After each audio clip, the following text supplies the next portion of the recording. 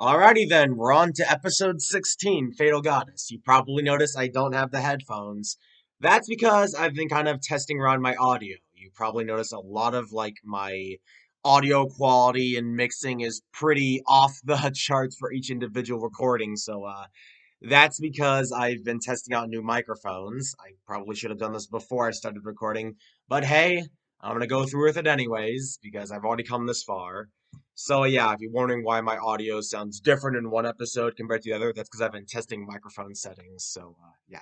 Welcome to the next part of the Wild Arms Twilight Venom review. I've covered episodes 1 through 15 so far. So if you haven't seen those, then Shut up! Spoilers!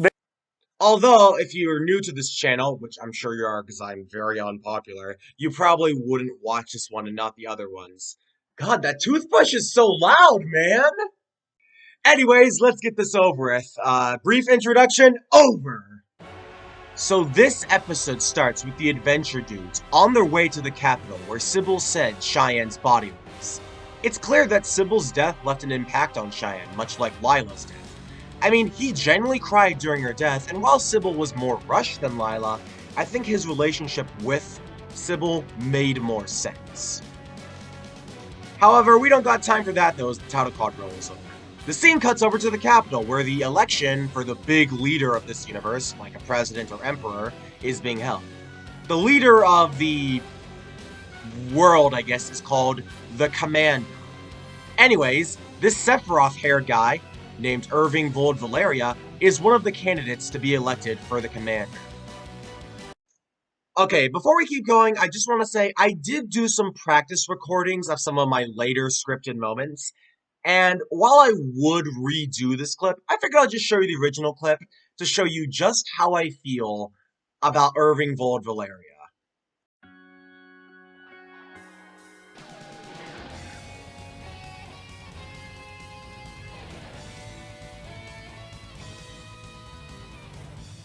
Okay, now that we're at episode 16, we have finally gathered the group of main antagonists. The funny thing about Wild Arms Twilight Venom is that there really isn't one main antagonist.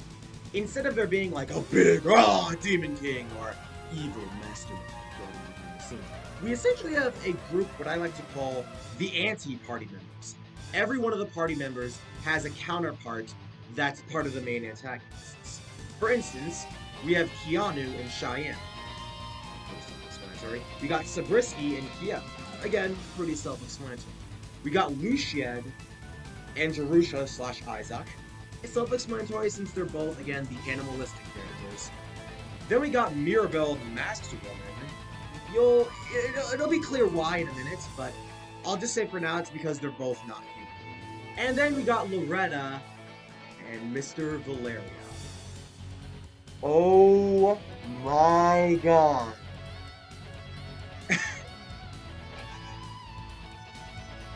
I just want to say, throughout all the shit we've endured in the horrible episodes 6, 7, and 14, this villain, Mr. Valeria, is one of the most laughable villains of all time. No joke! Let me just show you what he looks like, and you'll just see.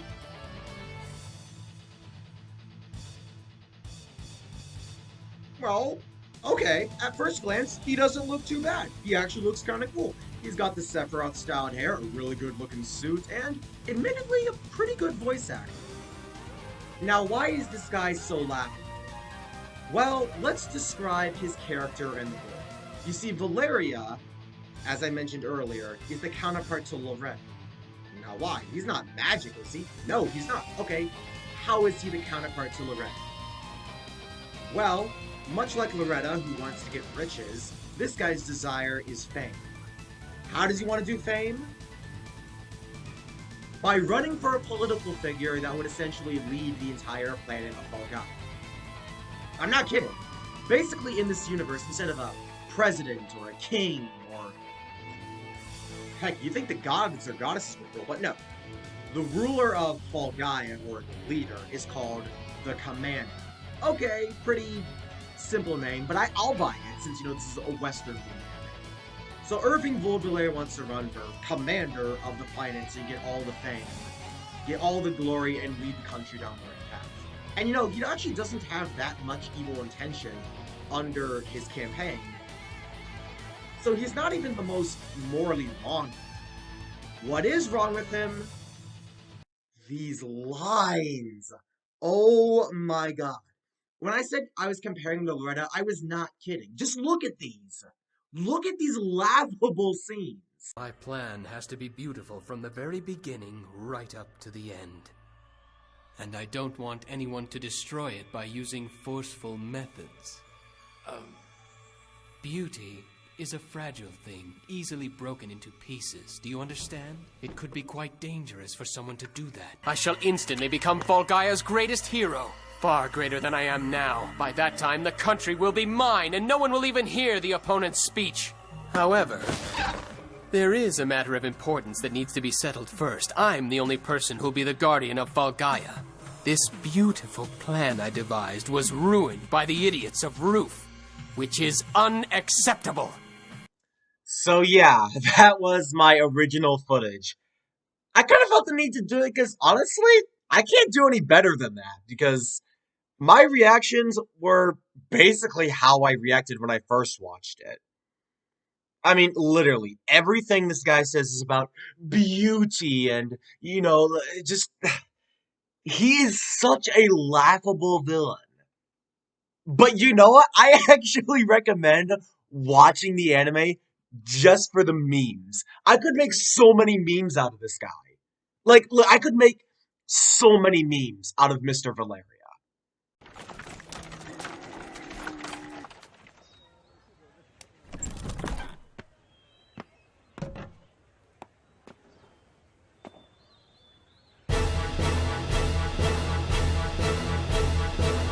Salute the commander of Volgaya!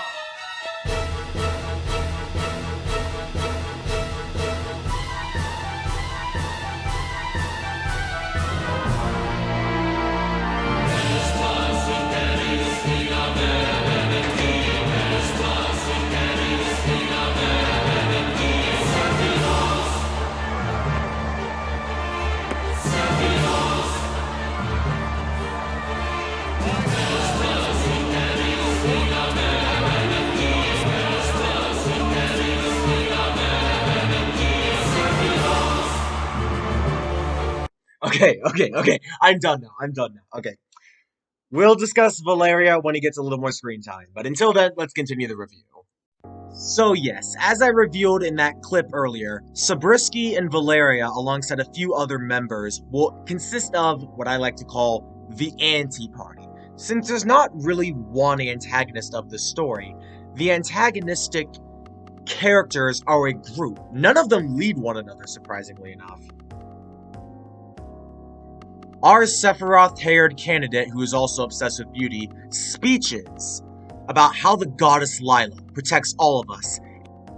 Irving Vold Valeria claims if he is elected, he will lead the planet of Volgaya in her image and make his campaign true to her dream. It's nice to see some references to episodes 11 and 12. I mean, Lila's death was pretty impactful to Cheyenne, but we also have to remember, that was not exactly Lila. I mean, it's pretty obvious. I mean, you're not really a goddess if you get killed by a roof soldier now, are you? Yeah, I just roasted a goddess. Probably not one of my brightest ideas. Okay, I'm sorry. I'm gonna go on another tangent here and... Ugh! Okay, fine, I get it. Jeez. Okay, I'll keep this one short. I think Sybil's relationship with Cheyenne made a lot more sense than Lila's relationship. Hot take, I know, a lot of people may disagree with me on this one, since Sybil was around for one episode while Lila was around for two. However, I think Sybil fits more with Cheyenne since, one, Sybil had more than just one reason for Cheyenne to like her. Like, for one, like I said, Cheyenne knew that Sybil knew the location of his body, so he had to keep her alive. And not only that, but compared to Lila, Sybil was also an experiment of Ruth that can use arms, so I think Cheyenne would bond with her more on that level since they're both, technically speaking, escapees from Ruth. So, I don't know, I just feel like Sybil and Cheyenne would have worked out better, but it is what it is. Rant over. Ah, sorry, I've been beating around the bush for 10 minutes now. Okay, back to the episode description. Cheyenne is trying to fight through his tears. Isaac notices this, but he also warns Cheyenne. If he plans on facing Ruth, then they're gonna need a better plan than charging in carelessly. I mean, Ruth's base is in the capital, which means they would have a close relationship with the government. Thus, fighting Ruth would also mean making an enemy out of the government. Cheyenne doesn't want Ruth to have his body held, as he doesn't want them to use it for their lab rat experiments. He'd rather use his body with the women he desires than have Ruth use it for him. Isaac kicking him across the face for the simping comment. Back in the capital, Dr. Zabriskie, the co-worker that Kiel met on the roof hideout where Lila died, is speaking with the soon-to-be Commander Valeria. Valeria, the Sephiroth-haired guy I showed earlier, goes on about how the public at some point will tire of him, as every other candidate in history has, so he intends to keep the public on his side, remarking they are troublesome and cruel like women. He asks Zabriskie if this experiment is going well, with the lab rat being babysat, as it were. Zabriskie says it's a never-ending nightmare. Valeria, amused that the great Dr. Zabriskie struggles and wonders if the experiment really does have the power of the goddess. Zabriskie believes it is, even though he hasn't had concrete proof yet. Zabriskie also says she's confused as her memories are constantly clashing with the programmed memories of the goddess, constantly being confused with the memories of her real life. Zabriskie asks if he can use force on the subject, but Valeria says he values beauty over everything else, and he won't have his image muddled by Ruth taking the case forcefully. Zabriskie tries to explain that timing too plays into the role of beauty, and if they can't time it right or a third party tries to throw them off, then it won't be able to blossom. However, Valeria simply remarks with, Make it beautiful, Zabriskie. That's the whole point. cringe. The scene then cuts to a vat chamber with Cheyenne's original body in it. A woman who's watching this body in the vat identifies it as Keanu. She then suits up as we see who she is. The masked woman from episode 4! Wait a second. Oh yeah! Where were you for the last 12 episodes? Okay, that complaint aside, I will say I'm already invested, as I was genuinely wondering if they were ever gonna clear that up. I mean, for the longest time, they haven't given us any sort of reference to her, so I'm glad that she's finally back. Anyways, she puts on her helmet, mask, and combat gear as a blue wolf creature named Luciad comes alongside with her. Keep note of that. Now we cut to the treasure gals, who are out in the water as they pull up a big chest of gold. Loretta says it's finally time they got some treasure. Actually, now that I think about it, Mirabelle breaks the fourth wall in this scene. Oh, we're rich now! La la la la la! Yay! La la la la la! Yay! We really did it this time! How exciting! After we've suffered for so long, I believe this is the very first time we've actually gotten the treasure since the series began! That's right, the first time! Alright, devs, I'll give you another point for a good line. Anyways, I like the self-aware humor. But here's another interesting thing. They also point out that they never really got treasure per se. While they have gained stuff, like selling off Cheyenne's arms for the Million Gala in episode 2, or getting all of the Empire stuff in episode 14, I do like that the cartoon is starting to become even more self-aware than it was before. However, Loretta says she believes their luck is so bad since they run into the adventure dudes that much. Mirabelle says she remembers Cheyenne claiming to be a reincarnation of the evil race and wonders if he is the god of poverty. Loretta then declares, after deducing in her mind a bit, that they should avoid them to keep their luck stable. Thus, if they run into the gods of poverty, the adventure dudes, which by the way, the adventure dudes are not the gods of poverty, but it just plays out for laughs, so I'll let it slide. Anyways, we have the... Wait, what? Wait. What? Huh? Explanation, please? What? What? Huh? What? So the masked woman is shooting a bunch of squirrels. Animal abuse much? Well, anyways. Zabriskie asks his assistant, where is the goddess? And the assistant says that the goddess is training right now. So that's what we saw earlier. Zabriskie opens a vault with many bodies inside of it that have serial numbers on them, much like Cheyenne, as was revealed in episode 1, Sleeping Dirty. As he opens the vault, and all these bodies are on the table, he goes up to one of the female bodies. He commands it to wake up. The body's eyes snap open, and it follows Zabriskie. He then commands her to fire it, and what the... Okay, devs of Rod Arms, I have to ask, what kind of weird stuff have you been looking into? Come on! Okay, with that weird stuff aside, the body cripples and dies, much like Jet and Pedro when they fired arms, as well as Judeka and Sybil. It turns out their research of Vitality Factor isn't quite complete yet. However, they're getting close, and soon they will be able to replicate bodies that can fire arms, much like the masked woman in Cheyenne. On the side though, the adventure dudes, finally showing up now I see, are about to get a boat to try and cross the river, lake, whatever, to get to the capital. However, the boat guy's like, nah, I just led a boat to the frickin' treasure gals, and they haven't come back yet, and I don't want to risk this one. However, Shine and Keel see that some monsters have surrounded the treasure gals, so they decide to take the boat anyways, without its consent, and end up going out to save the treasure gals from the monsters in the sea, trying to overthrow them and their treasure. Before we get back to that though, we see the experiment, who has shot down all the squirrels. As you can see here, it's a bloody scene. You gotta wonder how they put trees in this experimental place, but whatever. Anyways, as the squirrels are... Wait a minute. What the? Wait a minute! Those are...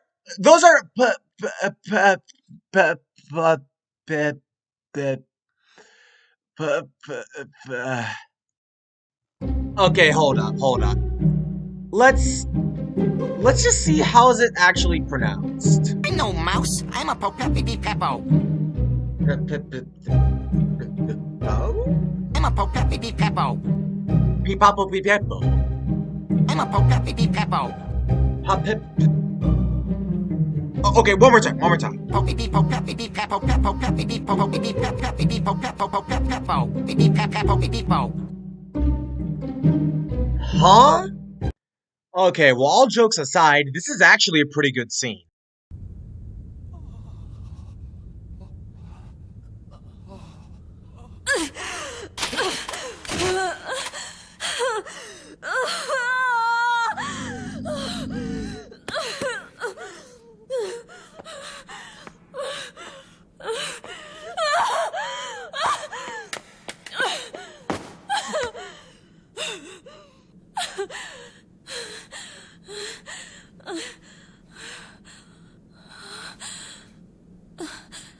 Yeah, the masked woman is Lila.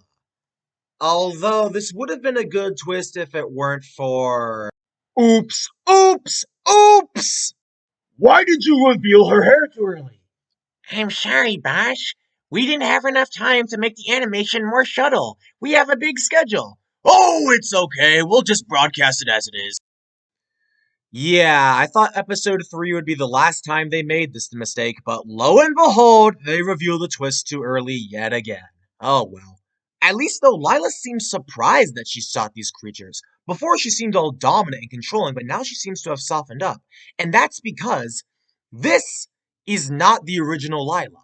Remember, in episode 11 and 12, the Cheyenne thought he met Lila, but that was really just a clone here. The same thing can be said here, however this clone actually has the memories of the goddess within her. And that's why, Zabriskie mentioned earlier, her memories are clashing as she tries to hide her confusion, as one side has all the goddess's memories and powers, and the other side has the original human's emotions and feelings. So that's why she constantly shifts personas as her mind is being tampered with. However, the guards treat her like a goddess, despite all of this, referring to her really politely and saying, "Your Highness, you need to return your guns to their proper place." Lila at first doesn't understand, but as another roof member comes and hands her her mask, she puts it back on and her memories finally simmer down, her goddess persona kicking back in again, taking control. The wolf Luciad approaches her too, as the dominant goddess, persona sets in. Keep note of that, Luciad does play an important role.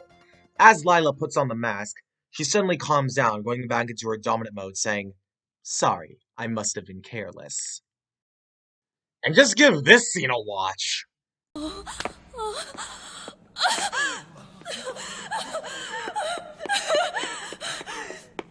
Please stop! Excuse me, Your Highness. You'll have to return your gun back to the place where it's supposed to be. What gun? Your Highness, please! Please wait! What's the matter, Your Highness? Please, don't be careless, Your Highness. I'm sorry, but Your Highness, please take this.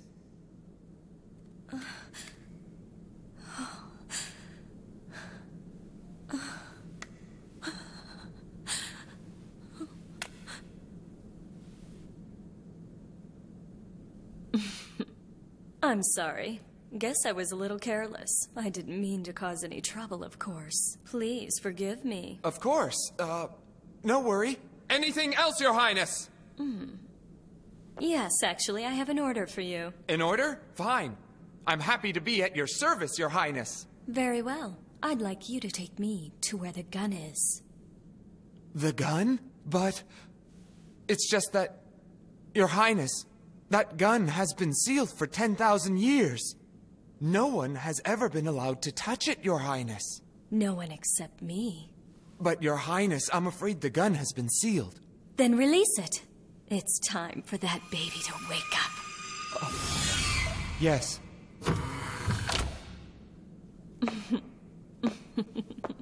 Oh man. Not only does this girl have the memories of the goddess, but she somehow also has the powers of the goddess as well, as shown by her mind controlling that one roof guy. But yeah, as that scene also mentioned, the goddess has a gun. What goddess uses a gun? Okay, I mean, I'm not complaining. I mean, guns are good weapons, but haven't you... Okay, when you think of god weapons, you think of, like, swords and shields and bows and clubs and axes. I've never heard of a goddess with a gun. I mean, I guess a goddess packing heat is kind of cool, but I mean, even Palutena from Kid Icarus doesn't have a gun. Kind of weird that they're doing this. Well, anyways, the rest of the episode actually isn't really all that special. Although it does set up for the climax, so I'm fine with that. I do want to say, this is an excellent setup. I'm actually pretty hyped to see how this goes down. I mean, Cheyenne thought Lila was dead in episode 11 and 12, but really, that was just a fake body. Much like the ones that Zabriskie tested earlier in the episode. Not gonna lie, I didn't see this one coming up until we saw the hair, that is.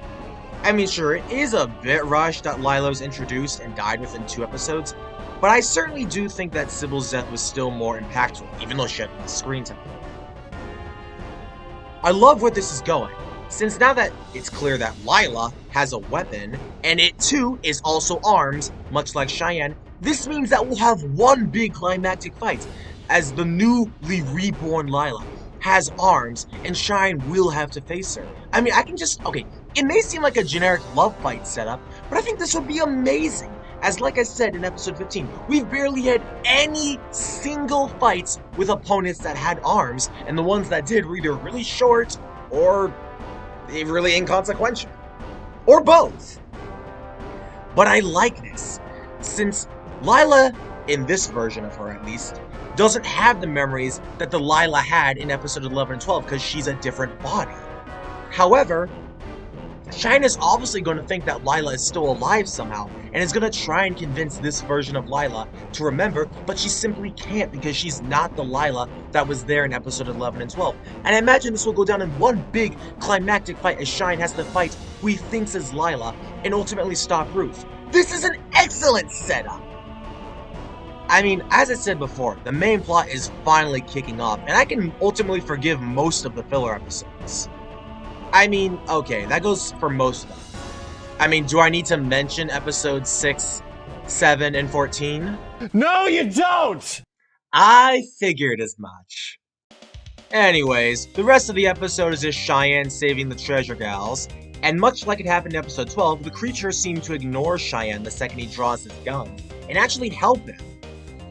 However, this is also set up now that Lila has her arms, as well as Sabrisky awaking up Cheyenne's original body, as he claims the memories of the Demon King, Keanu, have been implanted in it. He presses the button, thus releasing the body, setting up for the next episode. And that was episode 16, a great episode that really does set up the climax rather well.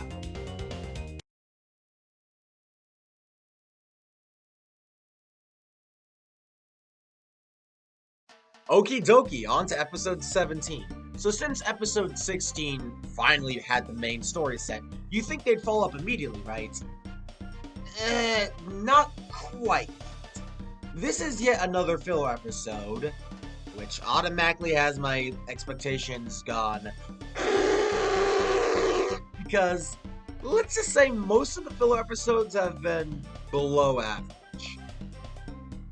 I mean, there were a few good ones, like episode 13, and I guess you could consider episode 9 a filler episode as well. Still. Anyways, I mean, like I said, we've had filler episodes that were okay, a few that were good, some that were meh, and ones that were... whatever that means. So, I'm automatically bored. But hey, maybe this can be a good filler. Please excuse my incorrect reading of the script there. Anyways, the episode starts with Kiel and Isaac in an argument with Cheyenne. It turns out they ate the other half of his sandwich he didn't finish yet, and Cheyenne ain't too happy about that. So, Cheyenne gets angry and claims he will find his body on his own without their help, as they don't care, and runs off. All of this over a freaking sandwich. God! This is not going to end well. I mean, Cheyenne has demonstrated, while having the mind of a 25-year-old gunslinger, he doesn't act like one, since he's in an 11-year-old body. I mean, if they referenced other episodes where Cheyenne lost something more meaningful, like Lila, or heck, even them being mad about Sybil, I'd imagine them being mad over that and not, "You ate my sandwich, so I'm leaving the party." God, what? That's so stupid! Like, what? Are you kidding me? Okay, I'll admit it. A character leaving the party isn't a bad idea. The problem is, the reason why they make him leave is totally absurd. Like, okay, I think the idea of a character leaving the party isn't bad.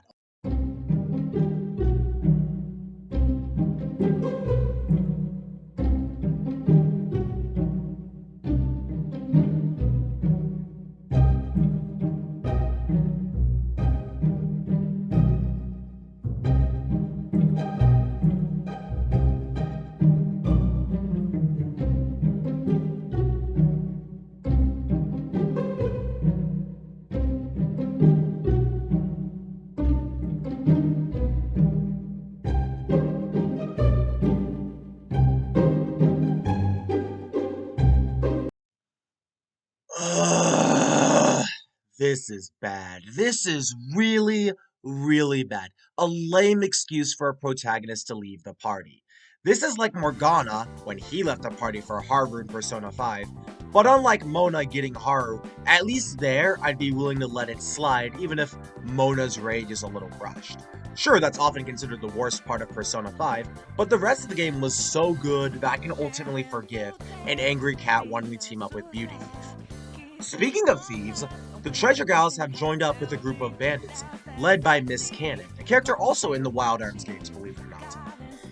Of course, Loretta has yet another plan to get treasure, thankfully without sexual temptation this time. She is going to pretend to join Miss Cannon's gang and swipe all the treasure when no one is looking. Mirabel and Jerusha at this point have had enough. As you can see, even Mirabel now is kind of against it. These risky ways are just not working, and Jerusha's been against it since the start. Miss Cannon actually has her own backstory, as she says she always gotten what she wants. Money, fame, land, she got it all. But there's one thing she could never truly steal: the heart of her man.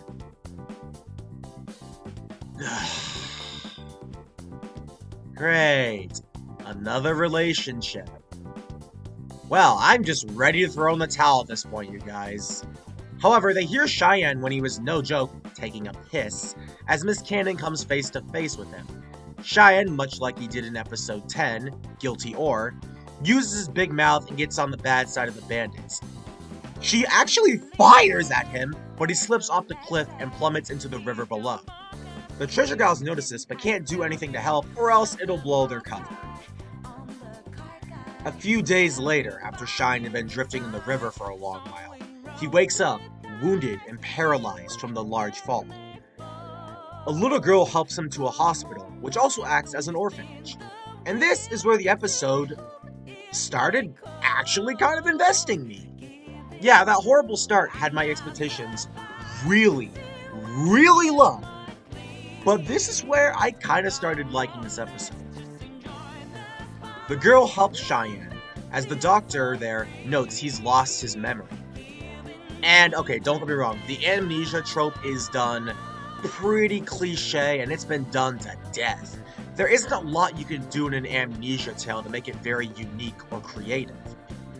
Thankfully, this doesn't quite go in the direction I initially thought it would. Now, it is still a rather basic amnesia tale at the end of the day, but it did throw in a few good things and a curveball at the end. For one, Cheyenne gets on good terms with Juliet, the kid that found him in the river. The other kids at the orphanage seem to soften up to him, except for Kane and Davy, who kind of have a childish rivalry with Cheyenne. However, once we're introduced to the doctor, I started to kind of feel bad for the dude. Like, okay, don't get me wrong, Cheyenne was a character that I didn't really like all that much. I mean, I much preferred all the other members of the party over Cheyenne. Yeah, surprise, surprise. The main character is my least favorite. But I started to soften up to Cheyenne, as now, since he's lost his memory, he doesn't know what to believe anymore. Dr. Clark says Cheyenne's wounds aren't too bad, save for the one under his head bandage. So he offers Cheyenne a place in the orphanage to help on the farm with the other kids until someone finds him or he regains his memories. I find Dr. Clark to be a likable character, as he takes these kids in and gives them a place to stay, until they grow up or find their purpose. He's a good Samaritan, and I respect it, even though it would have been better to introduce him earlier and then have him come back here in the series. I will say they made the most of Dr. Clark. Theo and Isaac, however, go to a tavern to get info on Cheyenne, as they weren't able to track him down. Theo also mistakenly says Cheyenne has black hair. Well, he doesn't. However, I initially thought this was an error in the translation. But it turns out, remember that body that we saw in the vat? That had black hair, and that was Cheyenne's original body, which is, again, probably a translation error, but I like to think of it, and hopefully, I don't know for sure, I think of it as Kiel knowing what Cheyenne's original body looked like. It would have been kind of a nice, subtle hint, but I don't really know if that was intentional or not. I mean, I don't think we'll ever know since this anime is so forgotten as is. Back with the Treasure Gals, Loretta is fascinated by Miss Cannon's story about the man that won her heart. It turns out Miss Cannon had fell off her mount when escaping from another thief expedition, but a man came and tended to the wound on her leg. This man is, of course, Dr. Clark. She mistakes his good heart for genuine love, as Dr. Clark was helping her out of care and not for romance. Miss Cannon claims she's located Dr. Clark in the village, so it's obvious the party will encounter each other once again. Back with Cheyenne, he's climbing a tree with Davy and Kane, trying to prove their relationship and friendship and care, blah blah blah to Juliet, is better than his, as per, childish competition, essentially. Kyo and Isaac come across the place oddly enough, though. Isaac calls out to Cheyenne, but he runs off shy. Keel questions whether or not he should reveal the truth to Cheyenne as he speaks with Dr. Clark. And surprisingly, Keel thinks it's better to leave Cheyenne here and not endanger her. Isaac doesn't agree with Keel's decision to leave Cheyenne with Dr. Clark. However, Keel gives Cheyenne his arms before leaving with Dr. Clark as kind of a keepsake. And as I said before, Cheyenne was my least favorite of the party members, but now I kind of started to feel for him, as now we have an episode solely about developing him. Okay, there were other episodes where Cheyenne was a focus, like the ones with Lila and the ones with Sybil, but this episode is really meant to be focused on Cheyenne himself and not Cheyenne's relationship with another character, or a multi-character focus episode. I like that. And not only that, but it also shows us a side of Cheyenne we didn't see. What if he was actually a kid? And we also get to see Keel kind of be a father figure to Cheyenne, as Keel doesn't want to endanger him. I mean, if he doesn't have his memories, and if they bring him along, he's gonna be in danger. Maybe Cheyenne would be happier here. I know it's a little rushed, and we know it's obviously gonna be solved, but I like it that Keel is looking out for Cheyenne. In some ways, Keel is kind of a father figure to Cheyenne. He's not the blood father of Cheyenne, obviously, but he kind of takes on that role to fill in the gap, and I like that about Keel. Isaac thinks this is too sad of an end to leave off on. He even tries to convince Keel not to go through with this, since he's taking Cheyenne's words too seriously. However, Keel believes it's not just Cheyenne's words. He also believes, like I mentioned earlier, Cheyenne would be happier here, and taking him to the capital and to face Roof might be dangerous for him in this state. So I like it that he's not just sad by Cheyenne's tantrum. I like it how he genuinely cares for Cheyenne's well-being and safety. Since, like Isaac said, making an enemy of Roof would also mean making an enemy of a government. And if Cheyenne's a kid, then he is a hell of a lot more vulnerable, especially if he lost his memories. So, as the day closes, Cheyenne puts the arms in a case away for the time being and promises he won't leave Juliet. Well, that promise won't be held for that long. As night rolls around, Keel and Isaac go back to the bar, while the Treasure Gals and Cannon's gang make their way to the orphanage. However, in the middle of the night, Cheyenne has a bit of a nightmare, let's just say. A gun being pointed at his face, before a single gunshot is fired as a flag waves in the background. Juliet sees Cheyenne putting the arms Keel gave him into a case and hiding it under the bed. Juliet is glad Cheyenne found out his name, and Cheyenne did promise he wouldn't leave her. But, like I said before, that promise is not gonna be held for very long. Just then, Miss Cannon is outside, and she comes face to face with Dr. Clark, saying she's here to take her loved one to paradise. Dr. Clark attempts to explain that he can't leave, and nobody would be able to look after the kids. Miss Cannon is obviously not happy about that at all, threatening Dr. Clark. Heck, Dr. Clark even tries to be gentlemanlike and offers her love and relationship if he wants to stay there with the kids. However, she wants their love to be eternal as they travel the world and see new places, rather than isolate the romance on this farm with the children. Dr. Clark, giving his best offer, decides straight up to be honest, and tells her if he can't take care of the kids and love her, then it'd be best if she forgets about him and finds someone who could truly be the right one for her. But Miss Cannon claims she's searched long and hard, so she won't pass the opportunity right in front of her, as she sets fire to the crops. I mean, god dang, Miss Cannon saw there were kids here, but this woman will do anything to win this man's heart, even if it is violence.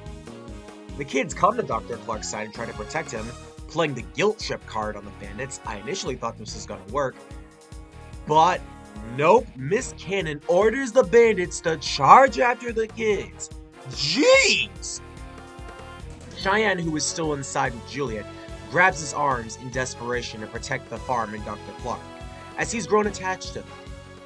In the chaos, Loretta and Maribel try to steal the goods, but Dr. Clark huddles over a few wounded kids so they won't get hurt. But Miss Cannon stands over him and tells him he has one last chance to keep the kids and farm alive if he goes with her.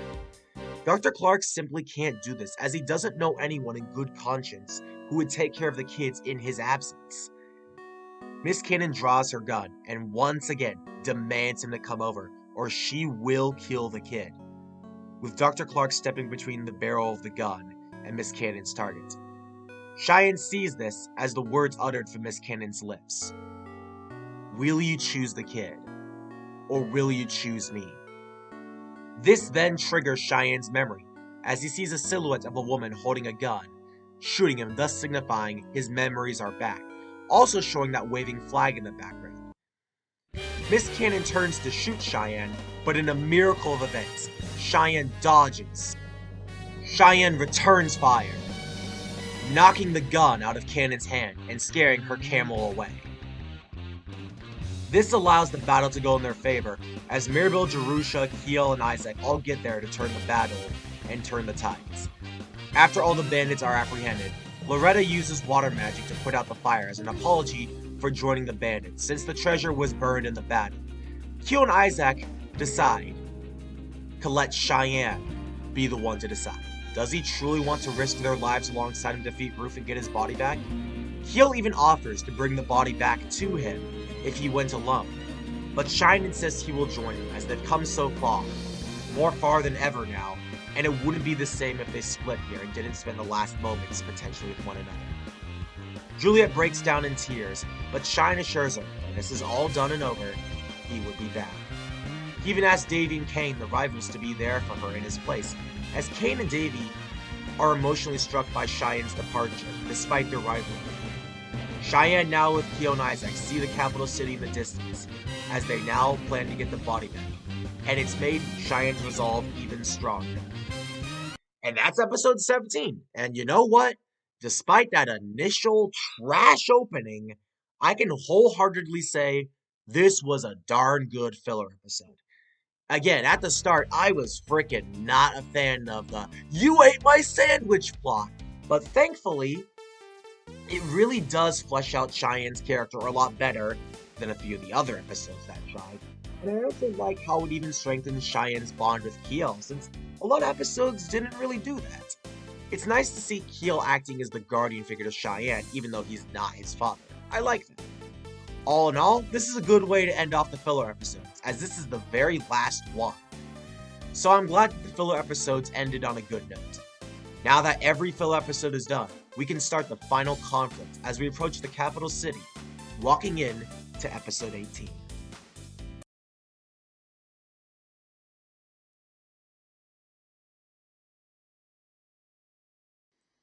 Hello, I am back. Sorry for the 2-week hiatus, y'all. I got longer hair, my beard's kind of growing. I probably should have cleaned up before I recorded this, actually. I apologize for the 2-week hiatus. Had some work stuff going on. So now I'm back to recording Wild Arms Twilight Venom, and I will finish the review.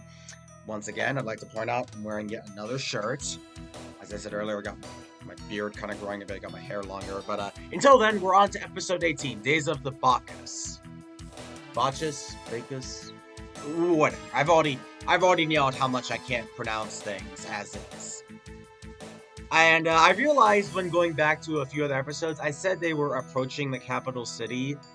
I kind of miscalculated, because this is the episode where they finally get to the capital city. I remember I said in like episode 15 they were on their way there. Now in this episode they finally get there, so I'm sorry for kind of the weird timing of that. But anyways, episode 18, let's see how it fares. Since like I said in episode 17, that was the last filler episode, so the main plot can finally kick off. Yeah, I wasn't kidding when I said big revelations were, gonna be in this episode, so I'm really hyped. However, we have the intro sequence showing the treasure gals at a spa. Heck, even Jerusha getting a facial. Kinda weird that the spa offers that strangely specific service, but okay. Anyways, Kiel and Cheyenne are waiting at a bus stop for the coach to come by and let them inside the capital. They have been sitting there quite a while with this old dude next to them sitting nearby. I'll get to him later. After a long as heck wait, the coach finally arrives, as Keel boards, but Cheyenne sees another coach in the distance chasing after someone on a horse. And that someone is Lila? What? What the fuck? Okay. Well, here is basically where it is confirmed that the body of Lila that Cheyenne met at the roof base was a fake and a mere clone. This is the original body of Lila. However, as we saw, Lila is the masked woman. And it turns out that she's somehow broken free from that persona, much like Sabrisky said her clashing memories are working against her. So this proves that Sabrisky and the other members of Roof programmed the original goddess's memories into Lila's body. Anyways, Shine is shocked by this, and I mean, honestly, why wouldn't he be? He unknowingly saw someone who he thought was dead run away alive, so that's kind of weird. However, the old man that was at the bus stop shoots down the bridge, allowing Lila to escape and the men to fall, thus allowing Shine and Lila to get away. Don't know why this old dude had a sniper, but okay then. The adventure dudes all find Lila, fainted in front of a statue that marks the area where the goddess defeated the king of the evil race, Keanu. The old man explains this, which has Kiel skeptical of his identity. I mean, he sniped down a bridge with roof soldiers, and he says this lore like he knows it all too well. This man also is strong enough to help the fainted Lila back to his place alongside the adventure dudes. Kiel is surprised by the old man's gunmanship, but he assures them that there's another coach on the way, so they should get Shine and Lila to safety. So, as I mentioned earlier, he brings them to a close friend of his. This woman here, who is willing to house Lila and the adventure dudes until the next coach comes in 2 days. It's heavily implied that the old man has feelings for this woman, but we'll get to that later. During the night, Cheyenne waits for Lila to wake up as he wonders how she could possibly be in front of him.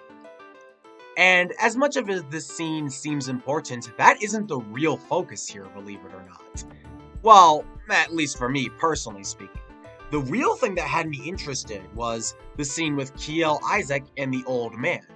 You see, as the night progresses, Kiel and the old man, and even Isaac, all get drunk, as the old man is totally out of it, totally drunk, totally stoned, just babbling stuff, and he's claiming he's the legendary sniper, Gol 30.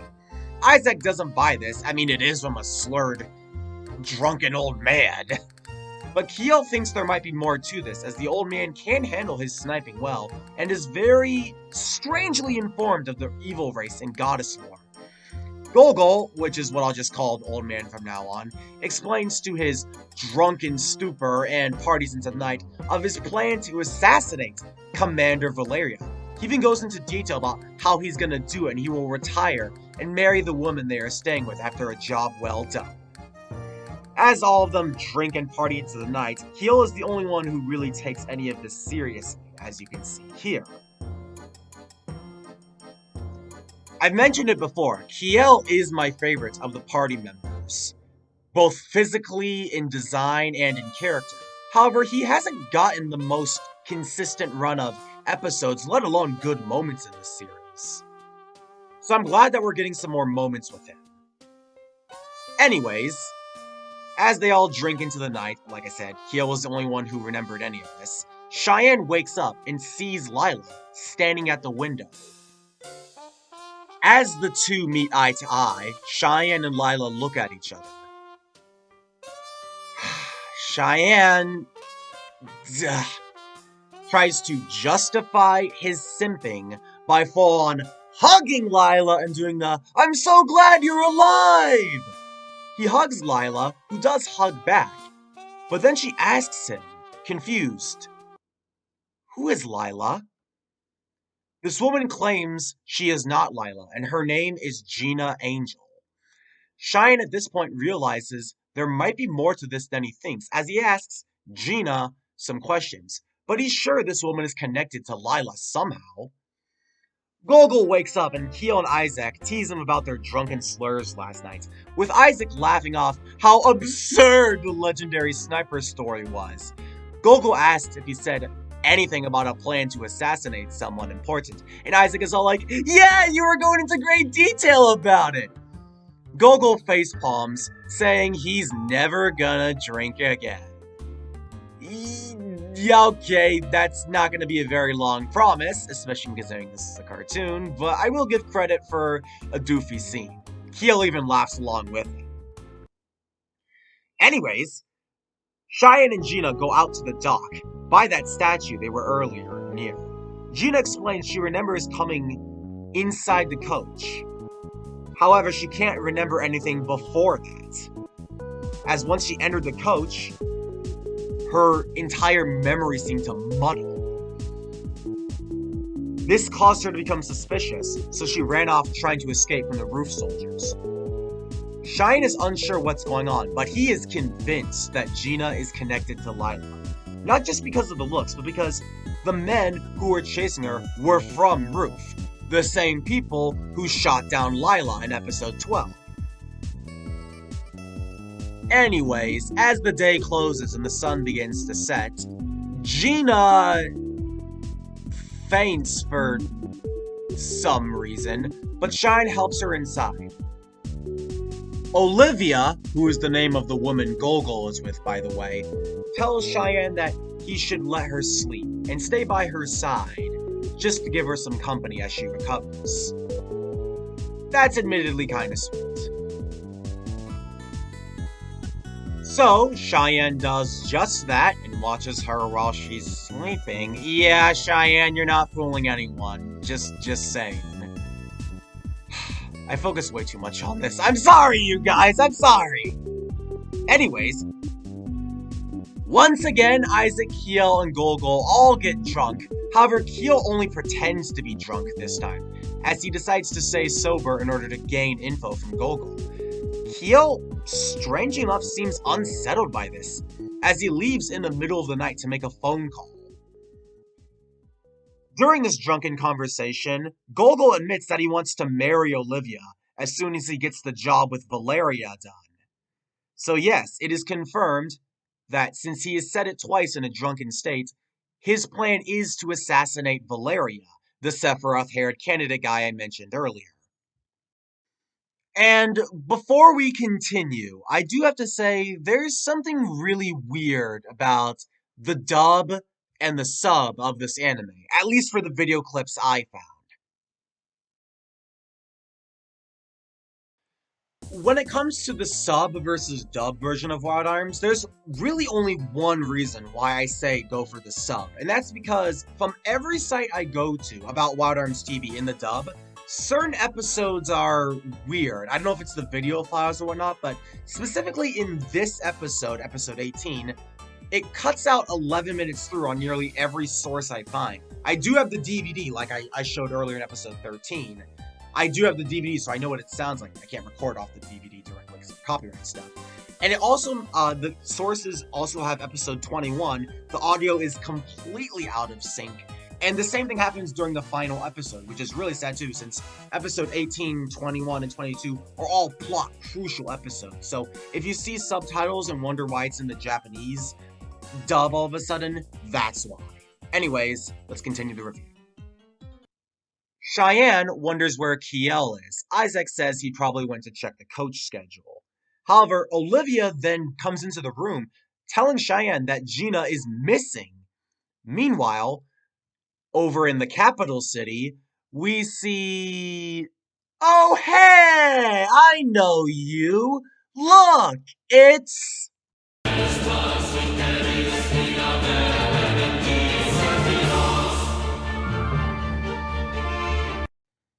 Yeah, our beauty-obsessed political candidate, who also has the same hair as the One-Winged Angel, gets a call from someone he refers to as an old friend.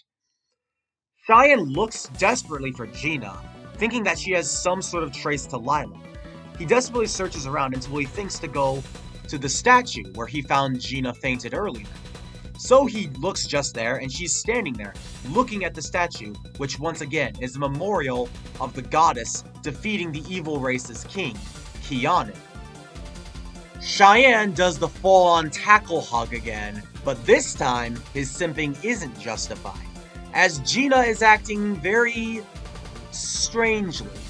We know that Gina/Lila is the masked woman, and we know that Gina/the masked woman/Lila has her memories clashing with one another. Cheyenne does not, and he doesn't understand why Lila/Gina is acting so strange. Flashbacks occur throughout his mind, as suddenly he doesn't want to believe it. Cheyenne doesn't understand. However, a part of him triggers a memory that he had suppressed. This then shows that Gina has reverted back to her more goddessy persona, as I put it. However, the scene then cuts to Kiel and Gogol's place. It turns out Zabriskie and a bunch of roof soldiers have surrounded the building where Kiel, Gogol, and Olivia all are. God damn, this can only mean an action sequence, and I've been looking forward to this.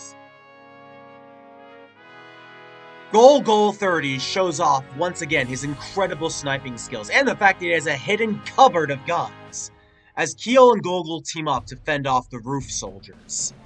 This pretty much confirming that Gogol is the famous sniper he claims to be. The soldiers take Zabriskie off to find Gina/Lila, as the rest of the soldiers hold off Kiel, Gogol, and Olivia at the place. Olivia throws Gogol a flask to drink from, since it turns out she knew that he wanted to marry her. So he drinks up, and this, strangely enough, gives him the energy and stamina to keep fighting. Strange how a sniper does better drunk. I guess it's just comedic irony, though. Although it is pretty badass, not gonna lie. Gogol shows his sniping skills to the absolute best, as it's proven that he's really good at what he does, as he does a decent job holding off the roof soldiers. Kiel even lends a hand too, as Gogol passes him a drink and a gun. Good scene, all things considered. However, Zabriskie, who is their target, since he's leading all these soldiers, isn't there, since he's with Cheyenne and Lila, or he's going to both of them, who are at the statue. Like I said, Gogol does a decent job holding off the roof soldiers. However, one of them holds Olivia hostage. Gogol has nothing he can do, as he's forced to drop his gun. He knows what's to come. They fire at Gogol, killing him, with Olivia crying over Gogol's corpse, the man that was going to marry her. Like I said, she knew that Gogol had feelings for her, but she could never bring it herself to tell her how she really felt. The men aim and shoot, killing Gogol. Really sad death, since I really like the old man. The men then aim at Olivia. However, Kiel, in the nick of time, comes to save the day. Thank God Kiel did that, since if he didn't, this would have been an absolute massacre. But I still feel really bad for Gogol. Like, the dude was just doing his job. Okay, he was an assassin, yeah, but as far as assassins go, he had a heart. But goddamn, that is quite a sad way to go. And the fact that Olivia, when she buries him, uses his sniper rifles in a cross-like pattern is just moving to me. However, like I said, Gogol isn't coming back, since Valeria's men, alongside Zabriskie's squad, have eliminated the assassin. It really is a shame too. Olivia will live on, remembering what Gogol did for her. And she is thankful that Kiel saved her. And literally moments near that impactful death scene, which may have not been as dramatic or as sad as Sybil or Lila's, I more personally bonded with Gogol on a character level. This is the best scene right here. It happens right near that death, which is one of, again, a really good scene. So, I have very few words to describe this scene. I'll just say, up until this point, the anime has been subtly building stuff, and also not so subtly building stuff, but this big climax before the finale really raises the stakes. I have no words. I will say everything after, but until then, watch this clip. It really is a shame that I have to use the Japanese dub, since the English dub got cut off midway through. But either way, here is the absolute best scene in the entire series. お迎えに上がりました女神様女神。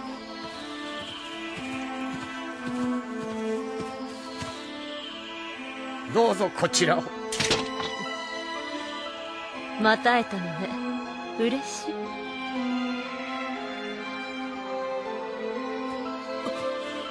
ジーロ、待てよ。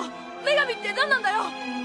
ゴルゴルダのおかかここはまさに女神の復活にふさわしい場所だな。は女神様、今こそが真に目覚めの時。意識の混濁を振り払い我々のもとへお帰りください。どうぞお試しを。標的はそう魔族の王キアヌ。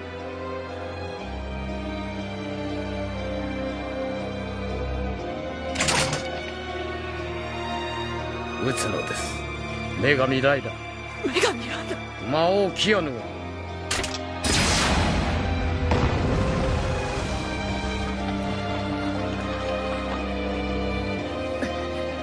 戻るわ、ルーフへ。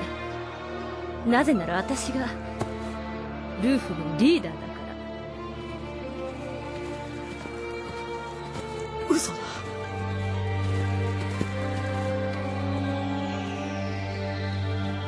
嘘だ。I just, god damn, this perfectly builds an epic climax. Honestly, when I saw this, I was like, hell yeah, we're gonna have an epic showdown. Cheyenne versus Lila. And they're just gonna be duking it out. Cheyenne with his arms versus Lila's own version of the arms. This would be great! And it would be such a climax too, since Cheyenne undoubtedly would try and convince this version of Lila of the memories he shared with her back in episodes 11 and 12. But he won't be able to, since there's no way for him to convince a completely separate entity of memories he had with a mere fake clone. This is excellent! I'm really looking forward to this, as now it just raises the bar. Gina has been fighting within herself so long, and finally, the dominant goddess persona of Lila has essentially taken over, meaning Gina is no more. Lila and her programmed goddess memories have essentially completely taken over. Damn, this really sets up the climax well, and I'm gonna go forth and say it, I love this episode. This is the best episode, no question. Even after all the last episodes, this is still my favorite episode. We got a great action sequence, more insights regarding the evil race and Goddess Lila, a likable side character who left an impact despite only being around for one episode, much like Sybil, a fantastic setup to the final battle where Lila and Cheyenne will duke it out. It will be amazing.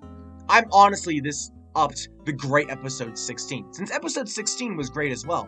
However, this is the best there is. Action scenes, sympathetic characters, amazing build-up. This is the best episode. With all that said, let's go into episode 19, now that the party are finally in the capital.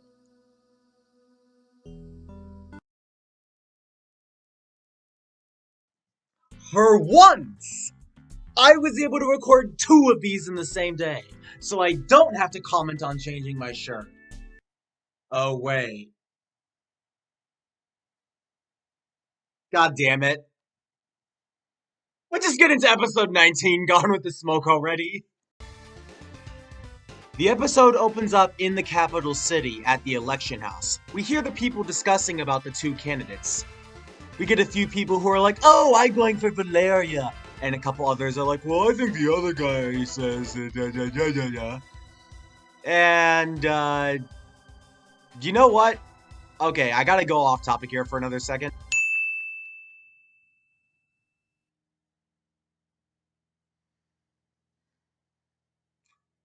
That's right, I forgot my editor Tim was keeping track of these. Thanks, Tim. God damn it, man. Okay, Tim, seriously, can we stop that recurring joke now? It's really not that funny anymore. Furthermore, right then, I can see you're not gonna give up. Alright, let me just say what I wanted to say then. I love the scene of when the people are talking amongst themselves whether or not they want to vote for William Hamilton or Irving Bold Valeria. Just these lines are great. I think the next commander will be Hamilton. No way, it should be Mr. Valeria. Yeah, he's so handsome. I know. Now, isn't that just like a woman? Politicians have to be handsome. You should be concerned with what the candidates have to say. Who cares? Commander Valeria's the one for me. Well, I don't want to be represented by some guy with long hair like him.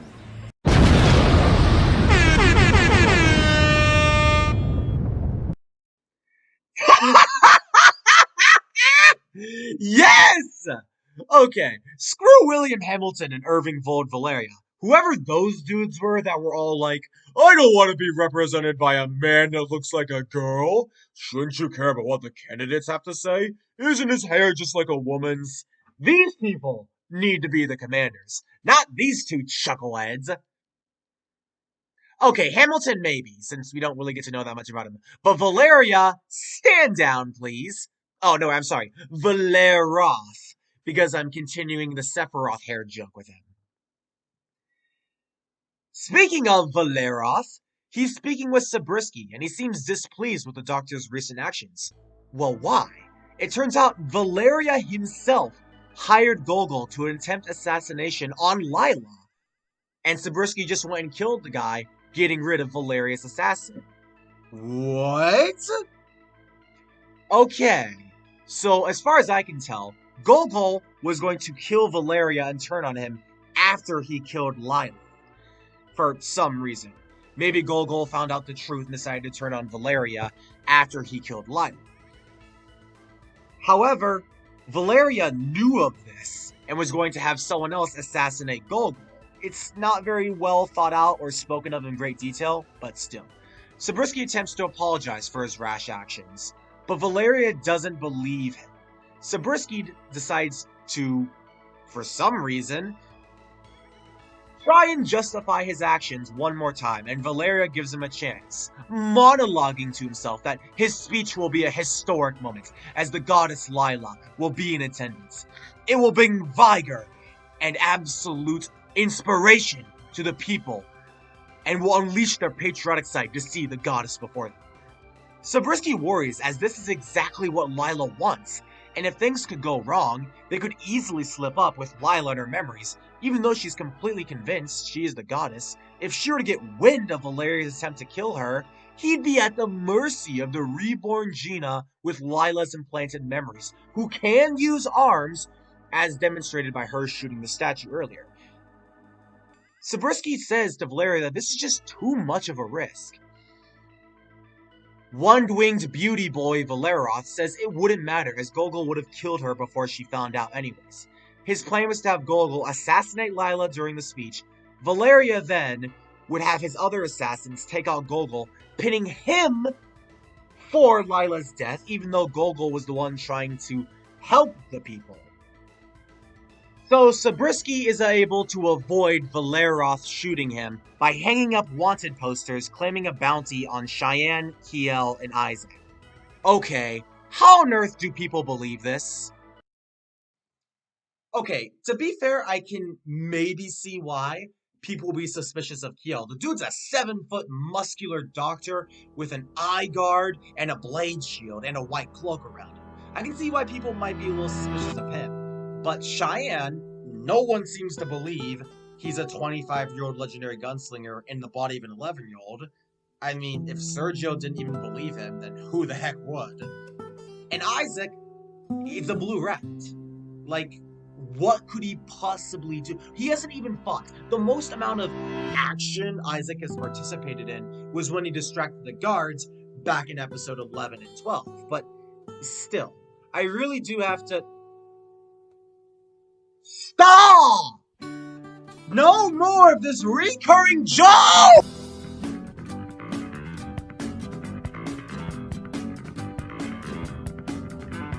Anyways, however, despite the obvious cliche trope of putting up wanted signs and putting like evil grins on the face to make them look all menacing, this does lead to what might just be one of the funniest scenes in the entire anime.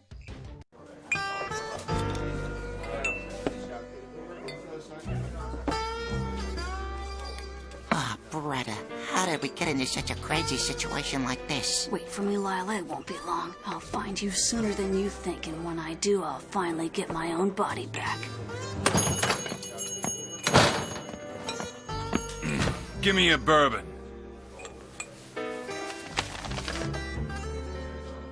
Here you go. Oh, no. So, have you heard if the assassins were found yet? No, they haven't found them yet, but I guarantee you that 50,000 Gala's gonna be mine. Oh yeah, you too? I've been hearing people say the same thing all day. Everyone here seems to be out for that prize. It's a hell of a lot of money, that's for sure. But I can't complain. Business has been great, thanks to the commander. Look at these bandits. Some big guy, a mouse, and a little kid. Ah, a kid? I'm no mouse. I'm a Popepi di Peppo. I suppose the leader of the gang would be this big guy here. Huh?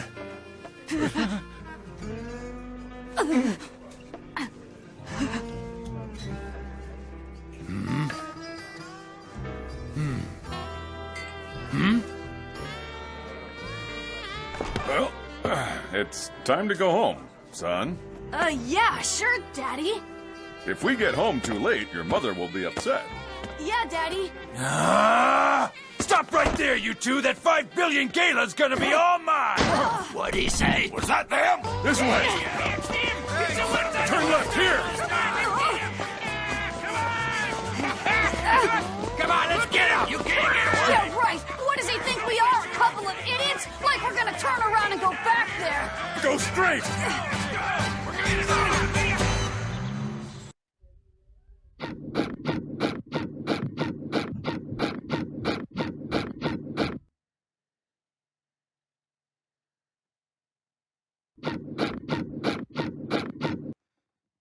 Best disguise ever!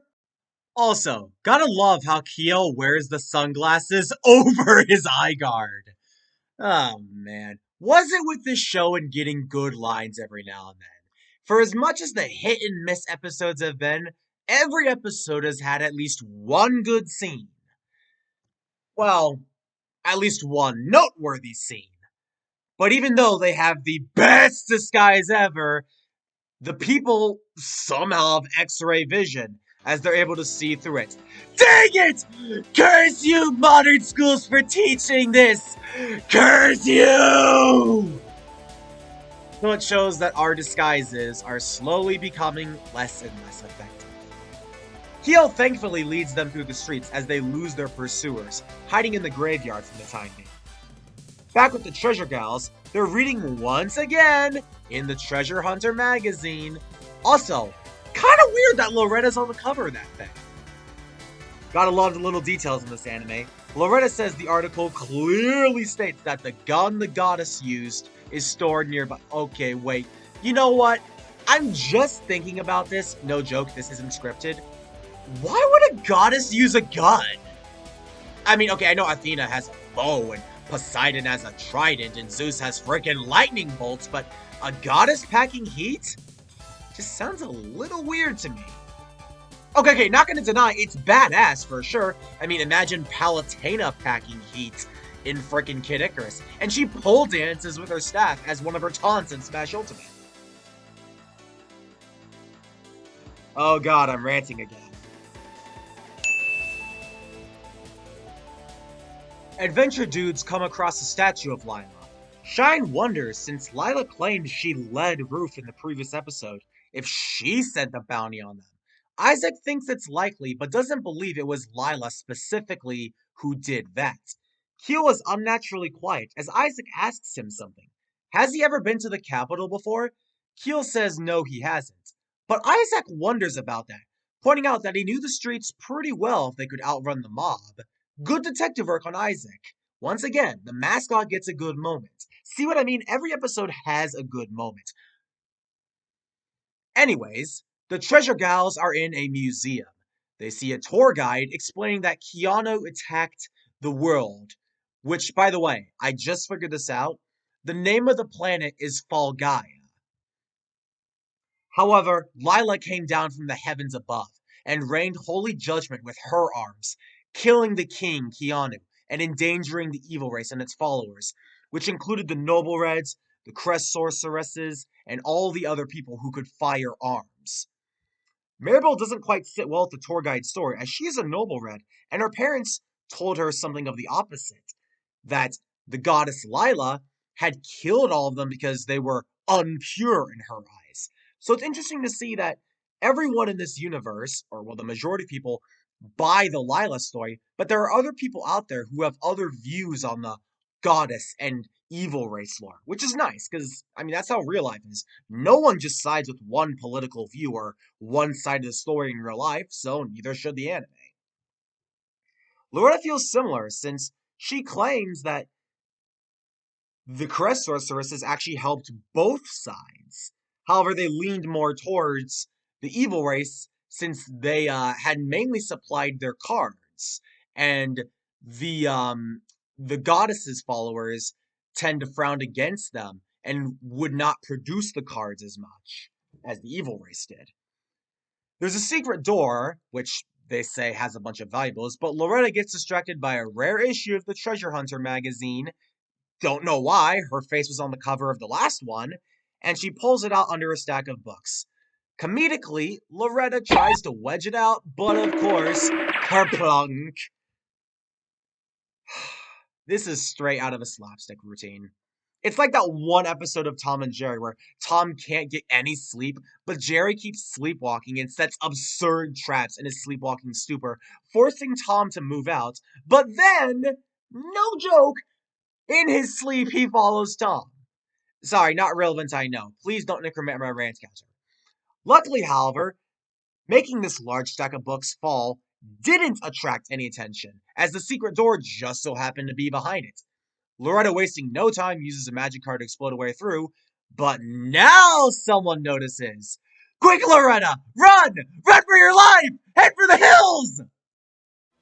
We then cut to a male voice who's awakening with, No! No! Oh! Please! Please not another fan service dream! God, my brain! My poor autistic brain! Just, please don't damage me more than I already am. Well, I do have good news to report. Thankfully, it is not as fan service filled as the last stream, showing us the planets, people using arms, a few demons, and one cleavage shot of Lila. However, that is a lot more tame, and I'll take it compared to the last dream scene we had. Lila and Cheyenne's name are whispered. This is eerie because, unlike the other dream, this actually feels like it would have fit more before.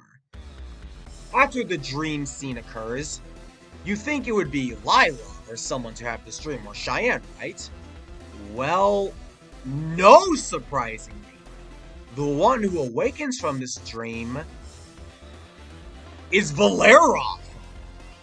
Yeah, for some reason Valeroth knows all about this. And okay, no, seriously. This guy is a visual copy of Sephiroth. He doesn't have his shirt on, and we know shirtless Sephiroth is a thing. Okay, yeah, wow, freak, okay, it's over. Yep, he's Sephiroth, confirmed. Valeroth is Parallel Universe Sephiroth. God. Jeez Louise. Well, anyways, as Valeroth lays in the night on the ground in his bathrobe, Cheyenne awakes having the same exact dream. Okay, Cheyenne, don't you dare share any ideas of Valeroth. No. Kiel is awake and notices Cheyenne's reaction. As we can see, Kiel has a strange look in his eyes, his posture changing. Suddenly, we head back to the capital to see Lila standing alongside a black-haired man, who, as you may recognize from other episodes, is the original body of Cheyenne. and we saw it awaken in episode 16. Lila, still in her goddess persona, acts differently around this one man. Now why? The camera slowly pans to the man's back, revealing the same tattoo Cheyenne has, confirming this is Cheyenne's body. However, who is this? This is the original body of Cheyenne, but whose mind is in it? And it clears that she cares about whoever is in it, and then it's revealed. She can only feel true emotion, laugh, be happy, or cry around him, and she trusts him. The body embraces Lila, saying his love too for her is immeasurable. Lila then utters something in his ear. I know you could always make me laugh then, but can you make me laugh now? Keanu? Now, even though I should have seen it coming, I honestly didn't. Now, I know that Cheyenne's body had the black hair, but to think that Keanu's in it, and the fact that Lila is acting so calm and romantic around him, really goes against what the public is being told. Everyone was told that Keanu was this menace, and Lila was able to kill him, thus freeing her people. But we see now that the two have romantic feelings for one another. And Valeria and Zabriskie have been hiding this from the public, as everyone else thinks that Lila is the savior and Keanu is the devil, when the two of them really have romantic feelings for one another. Now, this is a pretty good setup, although I'll admit it is a little predictable. And not only that, but we know that Keanu is obviously related to Cheyenne since the two bodies are connected. I mean, the anime doesn't exactly say this directly, but it is heavily implied. The problem is that the dialogue in the anime doesn't do a very good job explaining it. They just kind of beat around the bush too much of the time. However, there's also this creature named Lucien, who I mentioned back in episode 16, who is watching Lila and Keanu in Cheyenne's body. Another good detail, as Lucien will get a lot more significance later. Valeria is speaking on the phone with his mysterious caller. And it's revealed who he was talking to these last few episodes. It's pretty obvious, but I'll say it right now. Dr. Keel Aronnax has been contacting Valeroff and giving him tips on Cheyenne's progress. And he was also the one that notified Valeria of Gogol's plan to turn on him. What? The scene then finally cuts back to the treasure gals, who are inside of a cave. And I was actually wondering when they were going to get back to them, so they just ran inside the door and got lost from that point. But Cheyenne tracked the treasure gals down to see if they knew where Keel was, since Keel wasn't in their hiding camp when he woke up. Isaac and Cheyenne come down, and then, surprisingly, even though the whole gods of poverty speak they were talking about in episode 16, they decided to team up together since now they're all being hunted after, so they might as well band together once again like they did in Alcatraz during episode 1, Sleeping Dirty.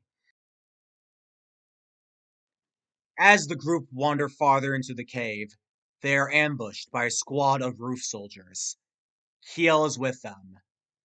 And this is where, admittedly, I started feeling really sad. I've said it before that Keel is my favorite character, and here he reveals that he has gone back to Roof. So yes, Keel used to work for Roof, which was explained with his relationship to Dr. Zabriskie, and Cheyenne wonders if Keel is betraying them, and rightfully so, he feels angry. I mean, why wouldn't he? Keel won't answer any of his questions, and when he doesn't understand after all the journeys he's been through, Cheyenne has more than enough reason to fire back because he was betrayed in his eyes. Keel looks like he wants to say something, but he simply can't as he remains silent, looking like he really doesn't want to. The group get caught in a storm of gunfire, but interesting enough, Keel doesn't fight back or even fire. This shows that Keel doesn't want to kill Cheyenne, and there's more to this than we think. However, in the storm of gunshots, Jerusha is shot. Blood dripping from her shoulder, the party is struck with grief, as Loretta uses a card to shield the bullets, buying them enough time to run off and get Jerusha to safety. Keel doesn't look satisfied with the result, despite the fact that the roof soldiers were on his side. He doesn't want it to come to this, as shown by his eyes. It's clear that Keel has a secret agenda. However, that is how this episode ends. And honestly, I was really worried here. I was worried that Keel was going to be the big secret villain. As much of a good twist as that would have been, I just love the dude so much. Now again, it's pretty obvious Keel didn't want to do this. But will we find out more? Let's see in episode 20.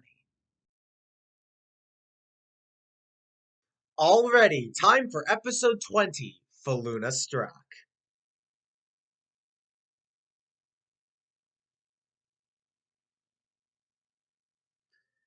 Do I need to point out I changed shirts again? No, you don't! Yeah, I figured as much. Okay, so despite this late in, I don't have a lot to say about this episode. Well, I mean in comparison to the other episodes of the finale, that is. The Treasure Gals decide to help Isaac escort the dying Jerusha to the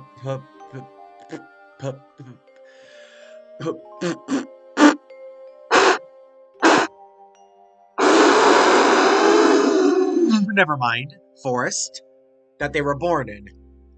Cheyenne, however, decides to go back and get the truth out of Kia. And, I mean, honestly, I don't really blame Cheyenne on this one. I know I said Cheyenne is my least favorite of the party members, however I do think he is an okay character all things considered. I mean, Kiel essentially acted as his guardian figure throughout this whole adventure. Okay, I know that Cheyenne, mentally speaking, is a 25-year-old. However, you have to admit that Kiel sticking with him, despite that, shows that Kiel did care. And I really like that. It shows Kiel acting as a guardian figure to help Cheyenne not stand out and make enemies because of him acting weird. Anyways, there's a large crowd outside of Valeriov's building as the speeches are about to be held for the election. The Aerith murdering angel, now running for the presidential election equivalent in this universe, is speaking with Zabriskie. And you know what? I'm just gonna let this entire scene speak for itself.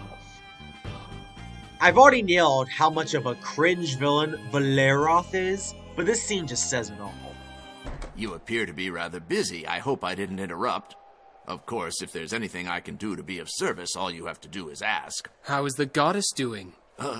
Oh boy, Zabriskie, you're in for it now. She's been calm today for the most part, but it's been quite a while since she was last revived, so she's still not yet stabilized. Even so, reports say that the roof personnel are worshipping her as the true goddess. Really, is that so? Well, soon enough, all the people in Falgaia will believe her words. They'll believe her because she's the goddess? They'll believe her because if they don't, they'll die. They'll be given a punishment from the very hand of God. Oh, so it sounds like Valerov has played Yakuza 0 as well.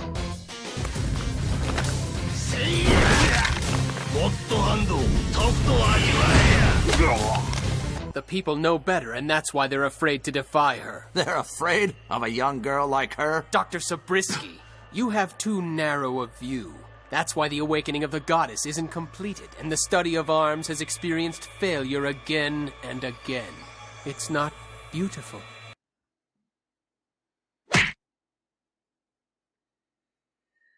You know, I just can't take old Sephi here seriously. But Mr. Valeria... The problem is I've given you too much time. I prefer to work with people who have talent and ability. I appointed Dr. Kiel Aronnax as your successor. All Keanu-related work has also been transferred to him. I'm sure he'll do a fine job. Sir, no! Refrain from raising your voice, Dr. Zabriskie. It's not a beautiful way to leave. Right, Doctor?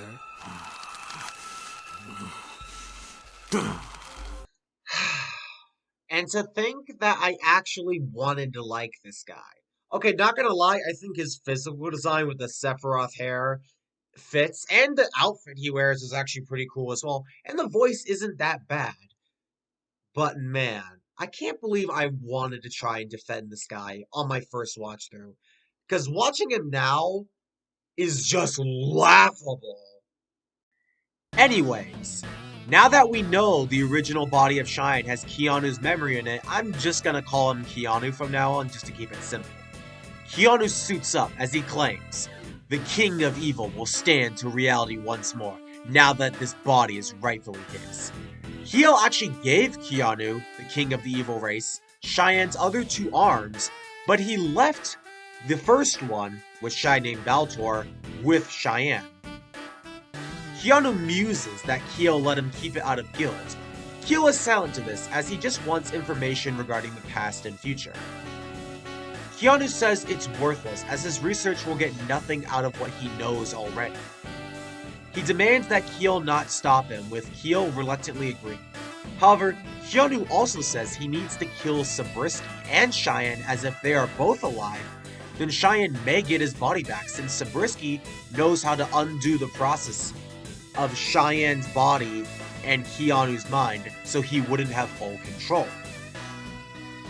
Meanwhile, Valeroth goes to Lila, pretending to be all like, "I promise to lead the commander, in your eyes, goddess!" This is obviously a lie due to his plan to assassinate Lila in front of everyone. This is actually said best in the anime itself. Valeroth doesn't give a rat's ass about Lila. It's shown that he doesn't exactly like being all obedient and submissive in front of her, and he's really just using her as a means to get political influence. Really shows how far Valeroth is willing to go. However, like I said, Gina Angel is completely gone, and Lila has taken over that body. However, Luched appears and talks to Lila, saying he hopes she remembers her promise, and she will keep it. Lila says she will, but she must accomplish her desire first, before she gives Luched what it rightfully wants. Luched seems to be manipulating Lila, as it seems to almost feed on her presence. Lila also doesn't seem the most trusting of Luched. I mean, who wouldn't be unsettled by a talking wolf creature? So, Luched vanishes, saying he will feast off of her desire, and if everyone else desires what she desires, Luched would have enough power to destroy the world. So he disappears, and Lila cries, whispering Keanu's name. Anyways, Valeroth finally goes out to the podium where the speech is being held. Cheyenne sneaks into the crowd. Not really sure how he didn't stick out, but okay. However, in this moment before the speech starts, Keel interrogates Dr. Zabriskie, as Zabriskie reveals his plan was to use Valeria, since Ruth was hoping to overthrow the government in order to reveal the truth that they had suppressed. However, Zabriskie was stopped by Valeria, since all of his authority was handed over to Keel, who is now going to get all the credit that Zabriskie worked bone and soul over, as well as full leverage and leadership over the Cheyenne, arms, and all the research and laboratory experiments that Zabriskie was doing. Zabriskie also revealed that Ruth had controlled the public knowledge and certain details revealing the Jihad Town and Twilight Venom. They were written and repressed so that people would not know the truth. Keel then realizes that if Goddess Lila was leading Ruth this whole time, then does that mean that Twilight Venom was a lie? So, going to the database archive, Keel does some research.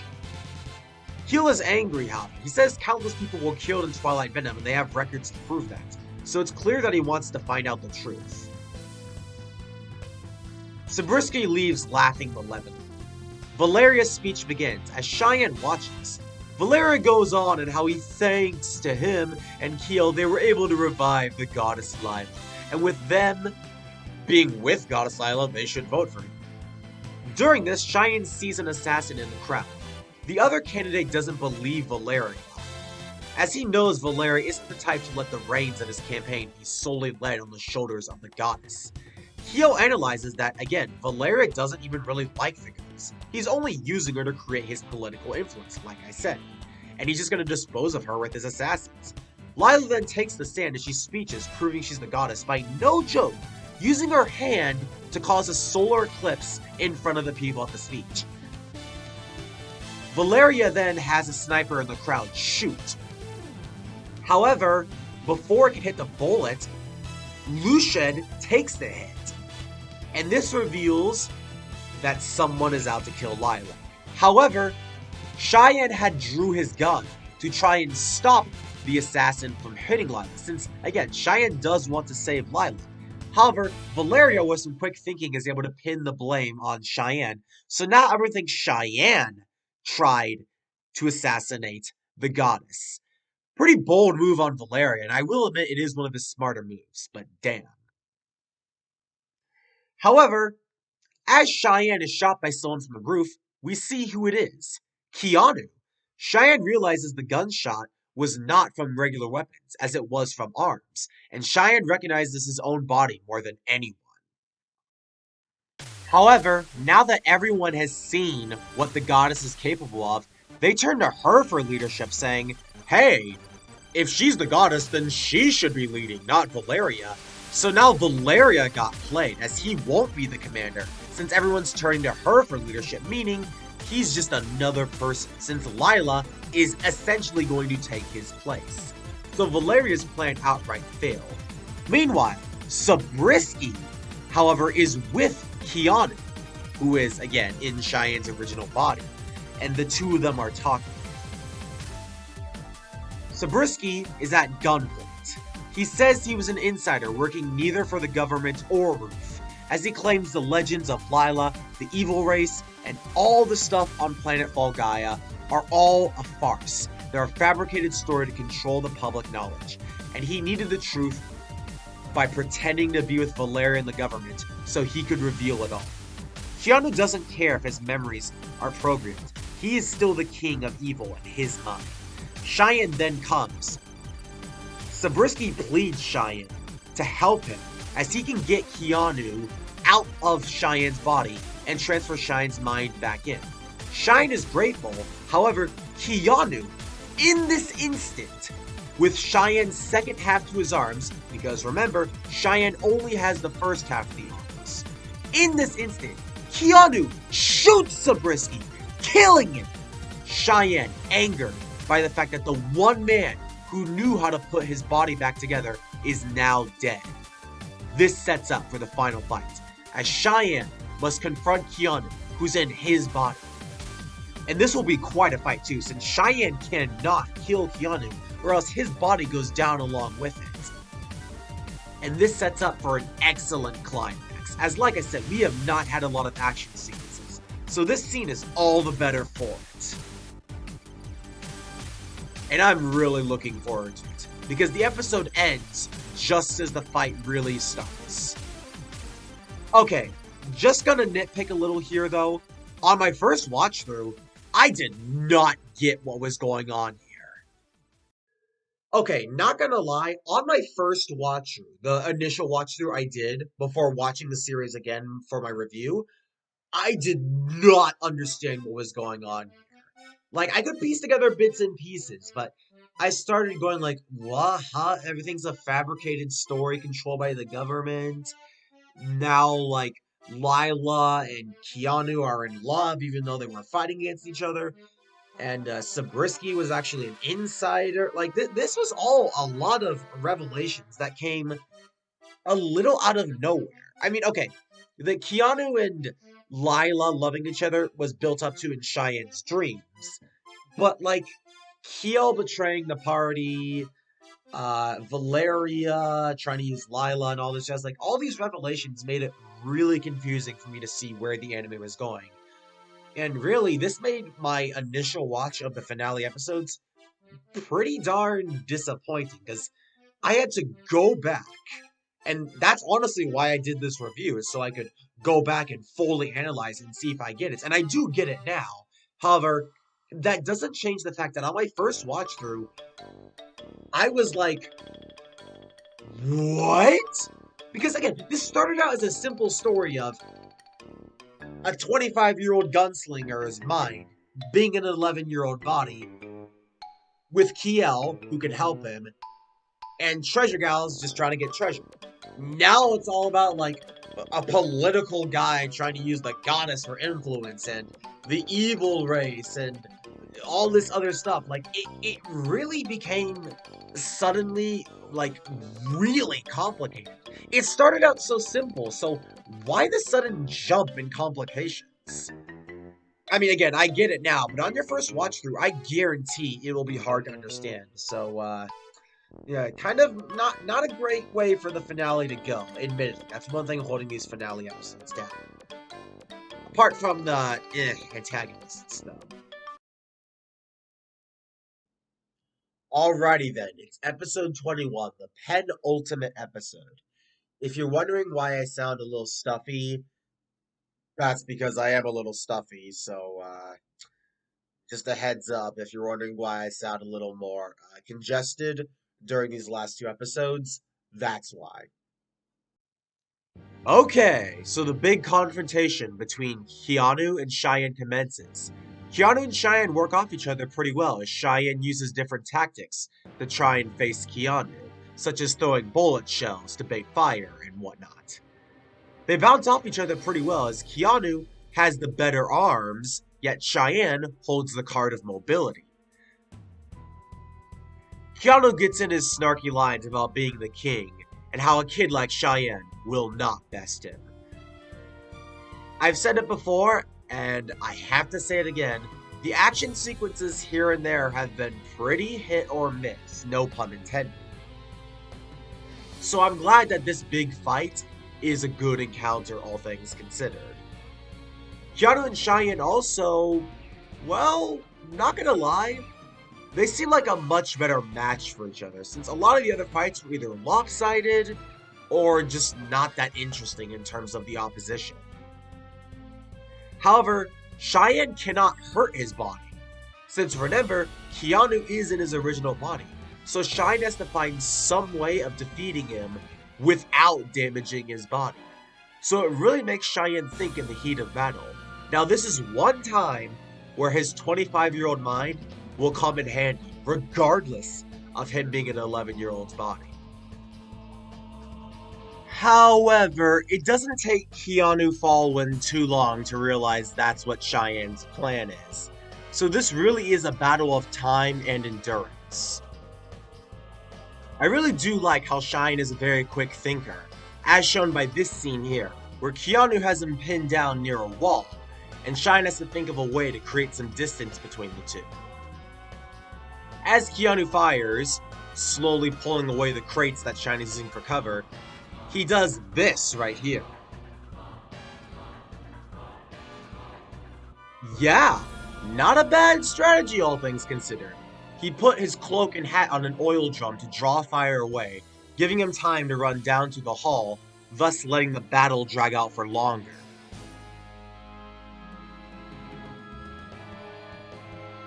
Cheyenne getting some distance from Keanu leads into a good transition as we cut back to Loretta, Mirabelle, Isaac, and the near-dead Jerusha. Isaac has finally gotten to race I can't pronounce's forest in order to put Jerusha on an altar inside of this tree. He says he can still salvage Jerusha, but how? Well, remember, Isaac said he's been alive for 5,000 years. And their deaths aren't exactly the same to other species. There always have been a finite amount of them, but the souls of the host change on death. Since if they didn't, they would go extinct. So the rules of nature bended themselves so that this race could always live. And sometimes the original soul can come back to the body. However, it's more often that another soul could return with a different personality and the memories would be erased. Loretta is surprised, saying that Jerusha might have another chance to see another day. However, this also means a lot higher of a chance that her memories will be all gone. We then cut to Kiel, who is going through Zabrisky's computer. It turns out that Keanu wasn't fully revived, as Zabrisky's documents reveal it all. It turns out Zabrisky, as I mentioned earlier, did not fully recreate Keanu, despite telling Valerioth otherwise. He merely recreated the memories and personality of Keanu to look like he had been revived, so he could buy time and build up enough data and evidence to convince the public of the truth. This finally is covered, as we now know why Zabrisky kept stalling for so long, but Valerioth ended it with his beauty monologues. Also, a neat callback is the file name of Zabrisky's notes being the Faluna Bible. Nice detail, all things considered. Kyo reads this document. It says something about a Space Federation army, and the document addresses Lila Lai Margaret, which is her full name by the way, as a commander, not a goddess, as well as mentioning colonists from Earth, battling against Fall Guy and mutants, who looked very similar to that of humans to emulate their nature. Valerioth and Lila are watching from behind Hal, listening into all of Kiel's research. Jerusha, as energy surges throughout her body and her eyes glow, an ominous voice echoes from her mouth. This spirit claims to be a Falgaian, who had emulated human nature since the Falgaians look exactly like humans and can emulate their same nature. She fell in love with a man from Earth named Keanu Fallwind, who was a commander of the Space Federation Army, who also was in a relationship with his commander, Lila Lai Margaret. Lila Lai Margaret found out about his relationship to this spirit and became jealous, starting a huge war. Kiel gets all this information as well from Zabrisky's computer file, the Faluna Bible, rather than the spirit talking in a pink rat. Oh yeah, Gina Lila also has Kiel at gunpoint as they reveal they were watching him from behind. And Lila, now that Zabrisky is gone, and Kiel has all the information, and he just revealed that Keanu wasn't fully revived, Lila, since again, Keanu isn't fully revived, and the fact that Kiel has all of Zabrisky's research at his disposal, and the fact that he's also a doctor, he can inevitably make Keanu whole again, since Lila wants Keanu back. Cutting back to Jerusha's spirit, they reveal that Keanu actually dumped Lila. But like I said, Lila was not going to go easy, so she unleashed her massive last resort, an attack from her base, which would soon be known as Twilight Venom. So yes, Lila caused Twilight Venom. However, Twilight Venom was not a meteor shower that caused natural disaster after natural disaster. It was actually a super secret weapon that was on planet Earth that was used if needed to destroy Falgaia during the colonization. Thinking Twilight Venom would kill the spirit and force Keanu back into her arms, Lila assumed it was all over, but that was far from the truth. Keanu loved the spirit that much that he died alongside her, and Lila was forced to preserve her body in hypersleep. However, during hypersleep, she lost her memories and was simply known as Gina Angel. Now that Lucien appears, and remember, Lila still thinks she's the goddess, so Lucien wants to feed off of desire. Because remember, Lucien, the blue wolf thing, is the god of desire, and he feasts on desire, and therefore, if everyone wants what the goddess wants, he would get all the resources and power he needs. The scene then cuts over back to the spirit in Jerusha, where the spirit finally reveals its name. Falgaia. The living spirit was the leader of this other planet. Loretta and Mirabel and Isaac are all like, what? Back with Dr. Keel Arnax, Gina Lila, Valerioth, and Lucien, Keel asks Gina Lila if, since Twilight Venom was not a chain of natural disasters and a super secret weapon from Earth, if she was the one who personally started the attack and pulled the trigger on said weapon. Gina Lila says yes, she did, and she knew it was only meant for destroying Falgaia, but her jealousy for Keanu was unmatched, and she used it out of envy. However, now that Keanu has remained alive through the mind of Cheyenne and the body that Keanu's fake mind is currently in, she can fully bring back her love and convince him to her side. And since Kiel is a doctor and has all Zabrisky's research, he's the perfect man as he's forced to come alongside her, with Valerioth and Lucien. The scene then cuts back to Cheyenne and fake Keanu, as he finally disarmed the program clone. However, the fight is far from over. Keanu gets the jump on Cheyenne. Despite disarming him, Cheyenne still can't hurt the body, as would damage it beyond repair thus hurting his chances of getting his body back. Remember, Cheyenne entire goal was to get his body back, and he would not throw the opportunity here. However, during this moment of hesitation, Keanu does not hesitate to capitalize on this opening and gets up and slugs Cheyenne before he can do anything. Keanu seems to gain the upper hand as now Cheyenne is wounded on the floor. Keanu grabs his arms and is ready to deal the final blow, proving that he really is the king of the evil race and the true one who owns the body. However, Lila interrupts the fight, firing a bullet at the two. The bullet hits elsewhere, obviously, but Lila demands that the fight stop as it's pointless. Lila forced Valerioth and Kyo to come along with her, as they two are held at gunpoint. Lila calls out to the fake Keanu, saying that he can't kill Cheyenne, as that boy contains his real memories, and the programs that are currently in him are programmed by Zabriskie. This is bad because the clone refuses to believe it.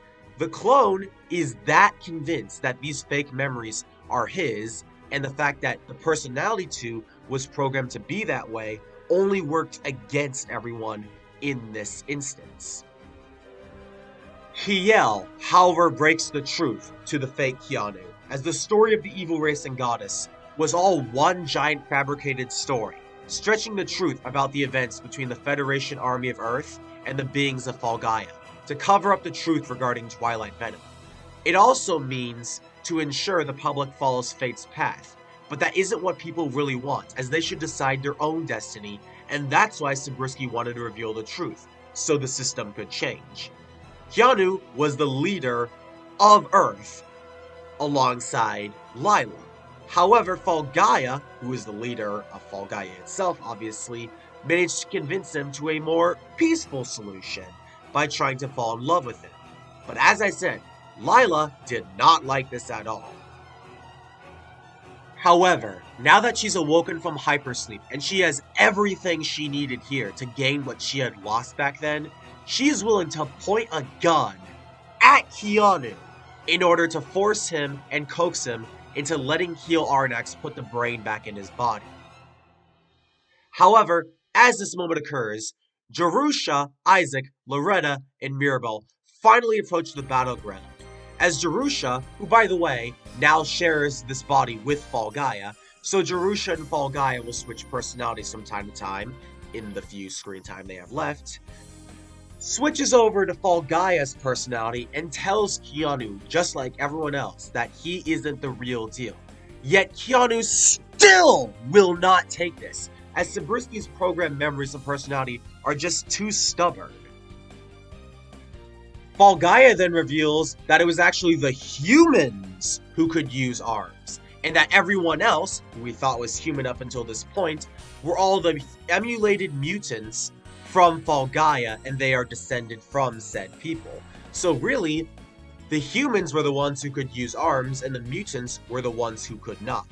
Falgaia also reveals that Valerioth was also a human as well, and he was injected with Cheyenne's cells so he too could use arms. However, Valerioth is just as surprised about this as you think. Keanu, however, has had enough of these far-fetched stories. He doesn't want to hear any of it, and he doesn't care whether they're true or not. The memories that was given to him are what he believes, and is the only thing he can believe. Calling out Cheyenne, Keanu says they will duel one last time. This will be the way to prove who the true Keanu is. Is Cheyenne the reincarnation, the real deal? Or is Keanu that we see here the real deal? Keanu is willing to go this far to prove a point. However, at this moment, Keanu then points his arms at himself. Keanu claims that if he dies and retains the Evil King's true memories, Cheyenne will not be able to use the body if he damages it. Cheyenne and Lila scream as Keanu pulls the trigger, the arms firing into his head, killing him. This is how far the fake Keanu was willing to go to prove a point. As Lila screams, the episode ends, setting up for the massive climax. And, okay, as much as this final battle was great, I have to make a massive rant here. Because this was... Okay, let me just... play the music. This is where the story completely lost me. On my first watch through, I had no clue what was going on. I obviously have a better understanding now, but it really is a big strike against the anime. For one, to try and pull a Professor Layton versus Phoenix Wright and oh, the whole thing was fabricated, I mean, okay, to be fair, it is probably the only way to explain all the inconsistencies.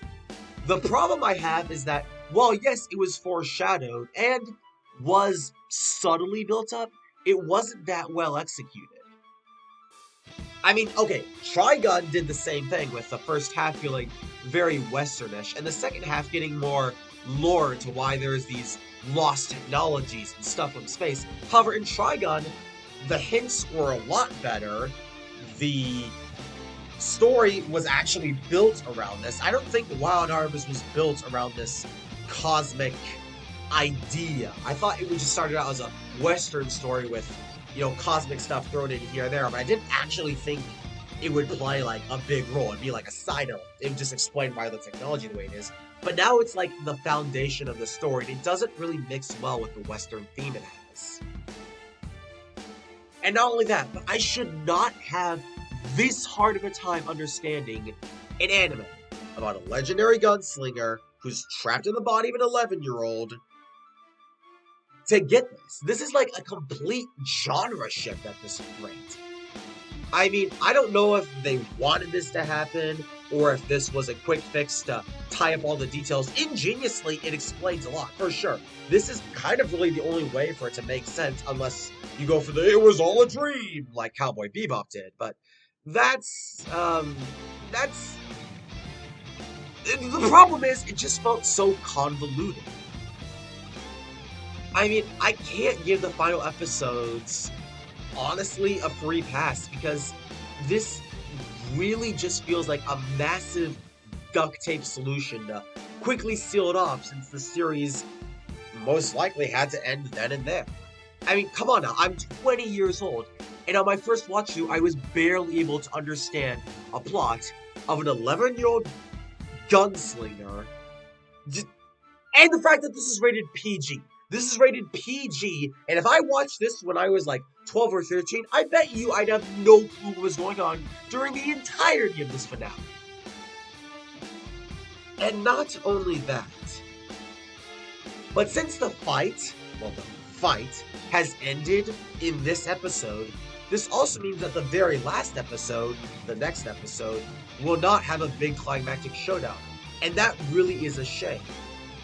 For a lot of reasons. For one, when I got to this point and I saw Lila scream as Keanu himself, I'm like, okay, this is it. This is where Lila is going to snap, and she's gonna pull out that big gun that they've been building up through this entire time throughout episode 16 and beyond. And Lila and Shine would have one final duel as both arms users fight with her. It's like a two-phase final boss. Keanu would be the first phase, and Lila would be the second phase.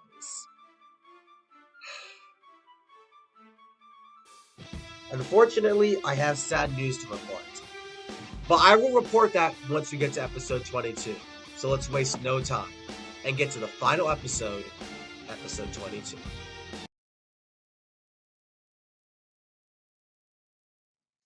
Final episode. Don't really got a lot out of the ordinary to say. Let's get to it. Alright then. Here we are. It's finally time to end it all. There is a lot to say about this episode, however, that's one of the problems the finale has going for it. Some episodes have little to say, some have just the right amount, and others are cram-packed to the point that it's almost overflowing with content. They probably had a hard time squeezing in all these details in the last few episodes. But whatever. Cheyenne and Lila are upset the body is ruined beyond repair. Lucien then commands Lila to wake up and stay calm. Lila, however, has a psychotic breakdown as she seems to go insane, with Lucien even attacking Cheyenne. Lila passes out and Loretta tries to intervene, but Lucien blasts them with energy, forcing Loretta to use the reflect card to block it. However, as the smoke clears, Lucien, Lila, and Cheyenne are all gone. However, Valeria is on his way to the roof base from episode 11 and 12. Darusha points out that Lucien is the embodiment of desire, the god of it to be exact. It feeds on desires of any life forms, and will continue to live on as long as desire exists. And that is why Lucien made a pact with Lila. If Lila got the public's support, then Lucien would feed off of everyone's desire, as Lila and her followers would be an ideal source of energy to harvest from. Heel takes the arms left behind and says he is going to save Cheyenne now to Loretta and Maribel. Lucien and Lila are in this base since they teleported there and open a large door. However, Valeria interrupts them and holds them at gunpoint, as now Valeria has arms. Valeria says, thanks to Keel and Zabrisky's research and everything he's seen, he knows for a fact that Gina, while having the body of the goddess, isn't the real goddess. Gina/Lila tries to deny it, but he says that he knows that her memories are programmed into her, much like how Keanu's memories were programmed into Cheyenne's original body. Through the door, Valeria walks, and Cheyenne escapes Lucien's mouth. They run in there, as Valeria comes face to face with the real Lila. Or at least the real mental Lila. Gina's body is the original body of Lila. However, her mind is in this vat right here, as we can see her soul. Valeria, in an attempt to get back at her betraying him, tries to destroy the real Lila. However, this is futile. Even though Valeria has the power of arms, since as we revealed earlier in episode 21, Valeria has Cheyenne's cells injected into him, so he can use arms without risk. It's never really explained where Valeria got his arms, or if he even had them to begin with, but they are in the roof fortress, so I guess he probably could have found some lying around if he didn't have one as is. And as I said before, he's trying to shoot Lila and of course, it's not gonna be that easy to kill a goddess, since she just keeps regenerating. The other party members, Kiel, Jerusha, Isaac, Mirabel, Loretta, and Falgaia, all run over to the base. The true Lila reveals that Gina was her original body, but when she put herself into hypersleep, her memories were erased because she was in hypersleep for too long. However, she had expected this, so she uploaded her mind into this soul form as we see here.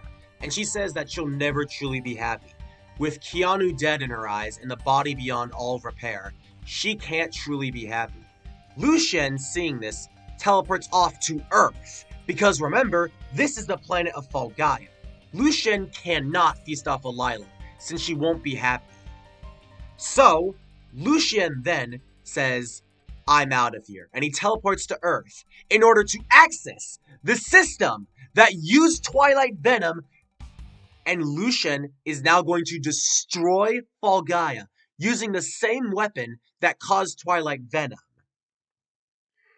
No one can stop him now. But Lila, in this last moment, says she wants Cheyenne to come inside of her. He wants their souls to fuse, so they can live on. Even if Lucien destroys the world, their souls can be together. However, Cheyenne drops the truth on Lila. Cheyenne breaks reality to Lila here and now. He tells her that if she truly is a goddess, and if she truly cared about people, she shouldn't worry about him going over to another planet and making a relationship to solve the colonization peacefully. He said that Lila's method of using force to colonize Earth and wipe out the Falgaians didn't need to be that way, as they could have lived in harmony if they came under peace. He also says that he didn't go over to Falgaia's side, because he didn't love Lila. He said he did it because this was the most peaceful way to convince her to allow the colonization. Lila took this merely out of jealousy, when really, Cheyenne was doing this for the good of all. But Lila took it the wrong way, which caused the whole war. Valeria keeps shooting the fake Lila, but it doesn't work. Kiel stops it. However, as I mentioned before, this version of Lila is too far gone to be convinced. However, it's also revealed that Gina, the person who was posing as the goddess earlier, also is freed from the goddess's influence, since this goddess here in her soul form was controlling that form to make her think she was Lila. Again, she is the original body. However, this soul cannot leave this area. Therefore, she used her original body by controlling it from a distance. Cheyenne, however, tells the whole party, including forgiving Valerioth, surprisingly, saying he can lead the country when he's gone and done. But he says, if fusing with Lila will be enough to save the world from Lucian unleashing a massive planet-scale Twilight Venom on Falgaia, then he's willing to do that to save people. So Cheyenne walks up to the form of the true goddess Lila and says he will embrace her if, and only if, she helps him defeat Lucian. The rest of the party thinks this is a terrible idea to try and place trust in Lila after all she's been through. But Cheyenne manages to convince everyone, even Valerioth, to stand down and let him do this, as he's the best chance at convincing Lila to help them prevent Twilight Venom from happening all over again, even letting Valerioth lead a part of the world in his absence. But I don't know, I don't want to be led by Valerioth, so yeah. Now then, as he embraces Lila, Cheyenne backs out and pulls the ultimate sucker punch and tells her that he won't pretend to be Keanu in order to make her happy. He says that even if he was Keanu, he's become too attached to life now as Cheyenne. Therefore, he will not side with Lila. Lila then disappears away, finally accepting the truth. And as I said before, Lucian has no way of gaining the desire he feasts off of now, so he disappears, causing another Twilight Venom to occur. Now, this only leaves for Cheyenne to find a way to prevent Twilight Venom from happening again, and ultimately destroy Lucian at Earth space. And this leads to the very last scene. Cheyenne doesn't know what to do, as projectiles from the Twilight Venom base on Earth approach Falgaia. Kiel then reveals that all three of his arms can be fused together to make a weapon able to not only counter these projectiles, but even destroy the base on Earth alongside Lucian with it. Kiel, however, says that it may cost him his life, as the vitality factor in order to use this is beyond anything he's ever seen. Zabrisky's research even proving this. However, Cheyenne's resolve is that strong. He's willing to put his life on the line in order to fire these arms, in order to save the world from Twilight Venom, stop Earth, destroy Lucian, and save the day. And this leads to what has got to be Kiel and Cheyenne's best scene in the entire anime. I'm really glad that this scene is the best for both Kiel and Cheyenne in the entire series. Kiel has had a very hit-or-miss track record for scenes in this anime despite being my favorite character, and Cheyenne, while the dude can be annoying at times, I did root for him, since at the end of the day, he just wants his body back. Even if he doesn't act like an adult, I'll admit that I really was rooting for Cheyenne. And now here he is, with nothing left. His body's gone, Lila is forever disappeared, Lucian is going to destroy Earth, Gina, Loretta, Jerusha, Isaac, Faluna, Mirabel, Loretta, and Kiel are all in danger, so he's willing to throw away his life now that he has nothing left and everything to protect. And this final scene of Kiel walking Cheyenne to the spot to fire arms and save the day is just moving. Because here Cheyenne is, ready to save the world in front of his guardian figure. And here's his guardian figure, essentially saying goodbye to the one he took care of almost as if he was his own son, despite not being related by blood. They really did have a family-like bond. and that's what I really respect about this scene. Again, Kiel has had not the best run of scenes, and Cheyenne has been a little more obnoxious than I'm comfortable with, but I'm glad that they're able to end it on this note, because it's a really good end for both characters.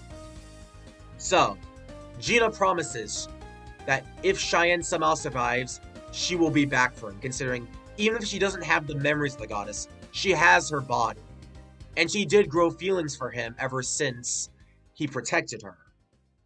Now, the final scene commences as Cheyenne aims the arms, charges it up, preparing for the final strike to destroy Earth and the base alongside Lucian, stop all the projectiles, and save the day. The credits roll as this happens, and really, I am so happy. This ending, while being extremely confusing at times, and I ultimately can't forgive that, I am glad that it ended on a good note. The credits roll as we see Cheyenne's desperate attempt to try and save the planet with the three arms fused together. Cheyenne shoots, even putting an entire hole in Earth, which would also destroy Lucian and the base alongside it. So Lucian, Earth, and the base are all dead as Cheyenne has saved the day, and the humans will be able to continue living on Falgaia. And they will also be able to repopulate on Falgaia. Even if Earth is gone, the humans are not. And this is what Cheyenne did to save everyone. I'm really happy, guys. This ending was really good, and overall, it could have been much worse. Again, I'm not a fan of how the final climax was one giant mishap, because honestly, I was really sad that Cheyenne did not actually fight Lila. Throughout the entirety of this anime, Lila was built up to be this big goddess, and she had this big gun that was revealed to be some big super secret weapon, and I thought after the fight with Keanu, Cheyenne and Lila would fight. Like a two-phase final boss. You got Keanu as the first phase and Lila as the second phase. And this is one of my only big disappointments with the climax, other than it being confusing as all heck, which is a really big strike against this anime. I will admit the fact that Lila, who had this big honking gun that was built up throughout the entire anime, was never used except to shoot a statue. Why did Lila have this giant gun that was supposed to be all big and powerful if she never fights with it? And that was really a big no-no for me, since, okay, I'm not denying the fight with Keanu and Cheyenne being good. It was a fantastic fight, but come on, you can't just build up Lila as this threat, having her be the masked woman, all this stuff of making her look evil, then not having her fight at all. It's just really not... It's just really disappointing. I know I'm rambling here, guys, but there's a good reason for this, as I was expecting a giant climactic showdown with Cheyenne trying to convince Lila, but Lila wouldn't be able to convince, and I'm just really let down on this one. Don't get me wrong, I think it ends on a happy note, and I know like I'm doing a billion 180s here, but honestly, this is the hardest thing about the anime for me. I don't really know if I like this anime or not. This anime, no joke, has so many good stuff, but it also has just as many bad stuff to cancel it out. After the credits, we see Isaac and Jerusha getting remarried, but Jerusha pulls off ha, just kidding, and decides to not show up for the wedding, which angers Isaac. Kyo gets a chuckle. Loretta and Mirabelle get a chuckle as well.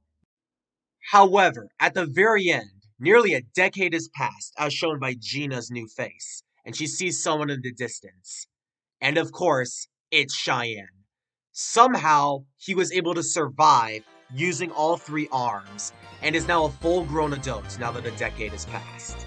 And that is how Wild Arms ends off on.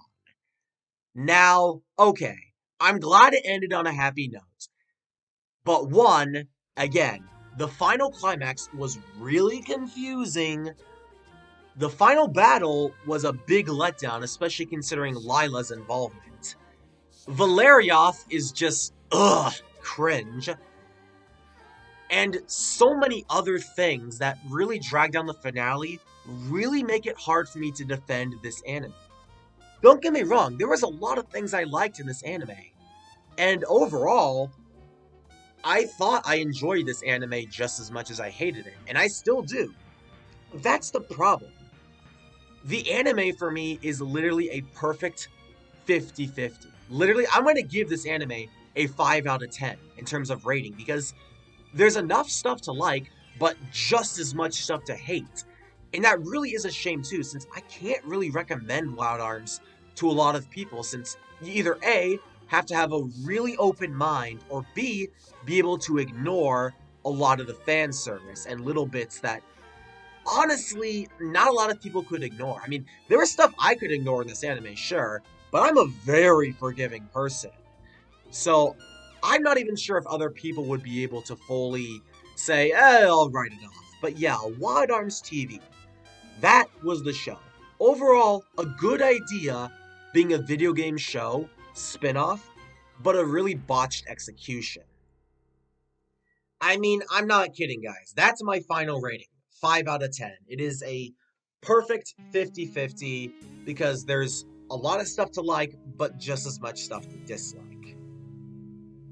Honestly, I don't really know how to end this. For the last part of the Animemories Retrospective's first episode, I'm surprised I spent this long on the anime. So, if you expect me to do more Animemories, which I will do, don't expect them to be released in, like, piece by piece, because that just dragged it out for me. So, what I'm going to do is, when I'm all done with these videos, when I upload all the individual parts, I'm going to upload a complete edition that has all the parts in like a 2-hour long video, so that way you won't have to wait part by part.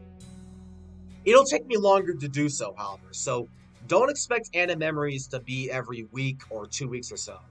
I think Animemories may be released every 2 or 3 months, since it did take me a really long time to get this, and even then I was rushing this too. You probably saw my audio was all over the place, so I will continue the Animemories Retrospective, but until then, expect long time lapses between episodes, since I will not be releasing part by part like I did with Wild Arms. From now on, every Animemories will be one giant long section. However, that's only going to be for the episodes, like the episode by episode series. Not every series I'll do episode by episode, but for the ones that I do want to do episode by episode, I'll release in one big mash. But until then, I'm Quinn866. Have a good one. Thank you for staying through with me through this. I don't know if a lot of people will watch this, but if you did, please leave a like, give a subscribe, heck, share the video, leave a comment. It really means a lot to me to get my channel out there, to get my life off the ground. Until then, I'm Quinn866. Have a good one.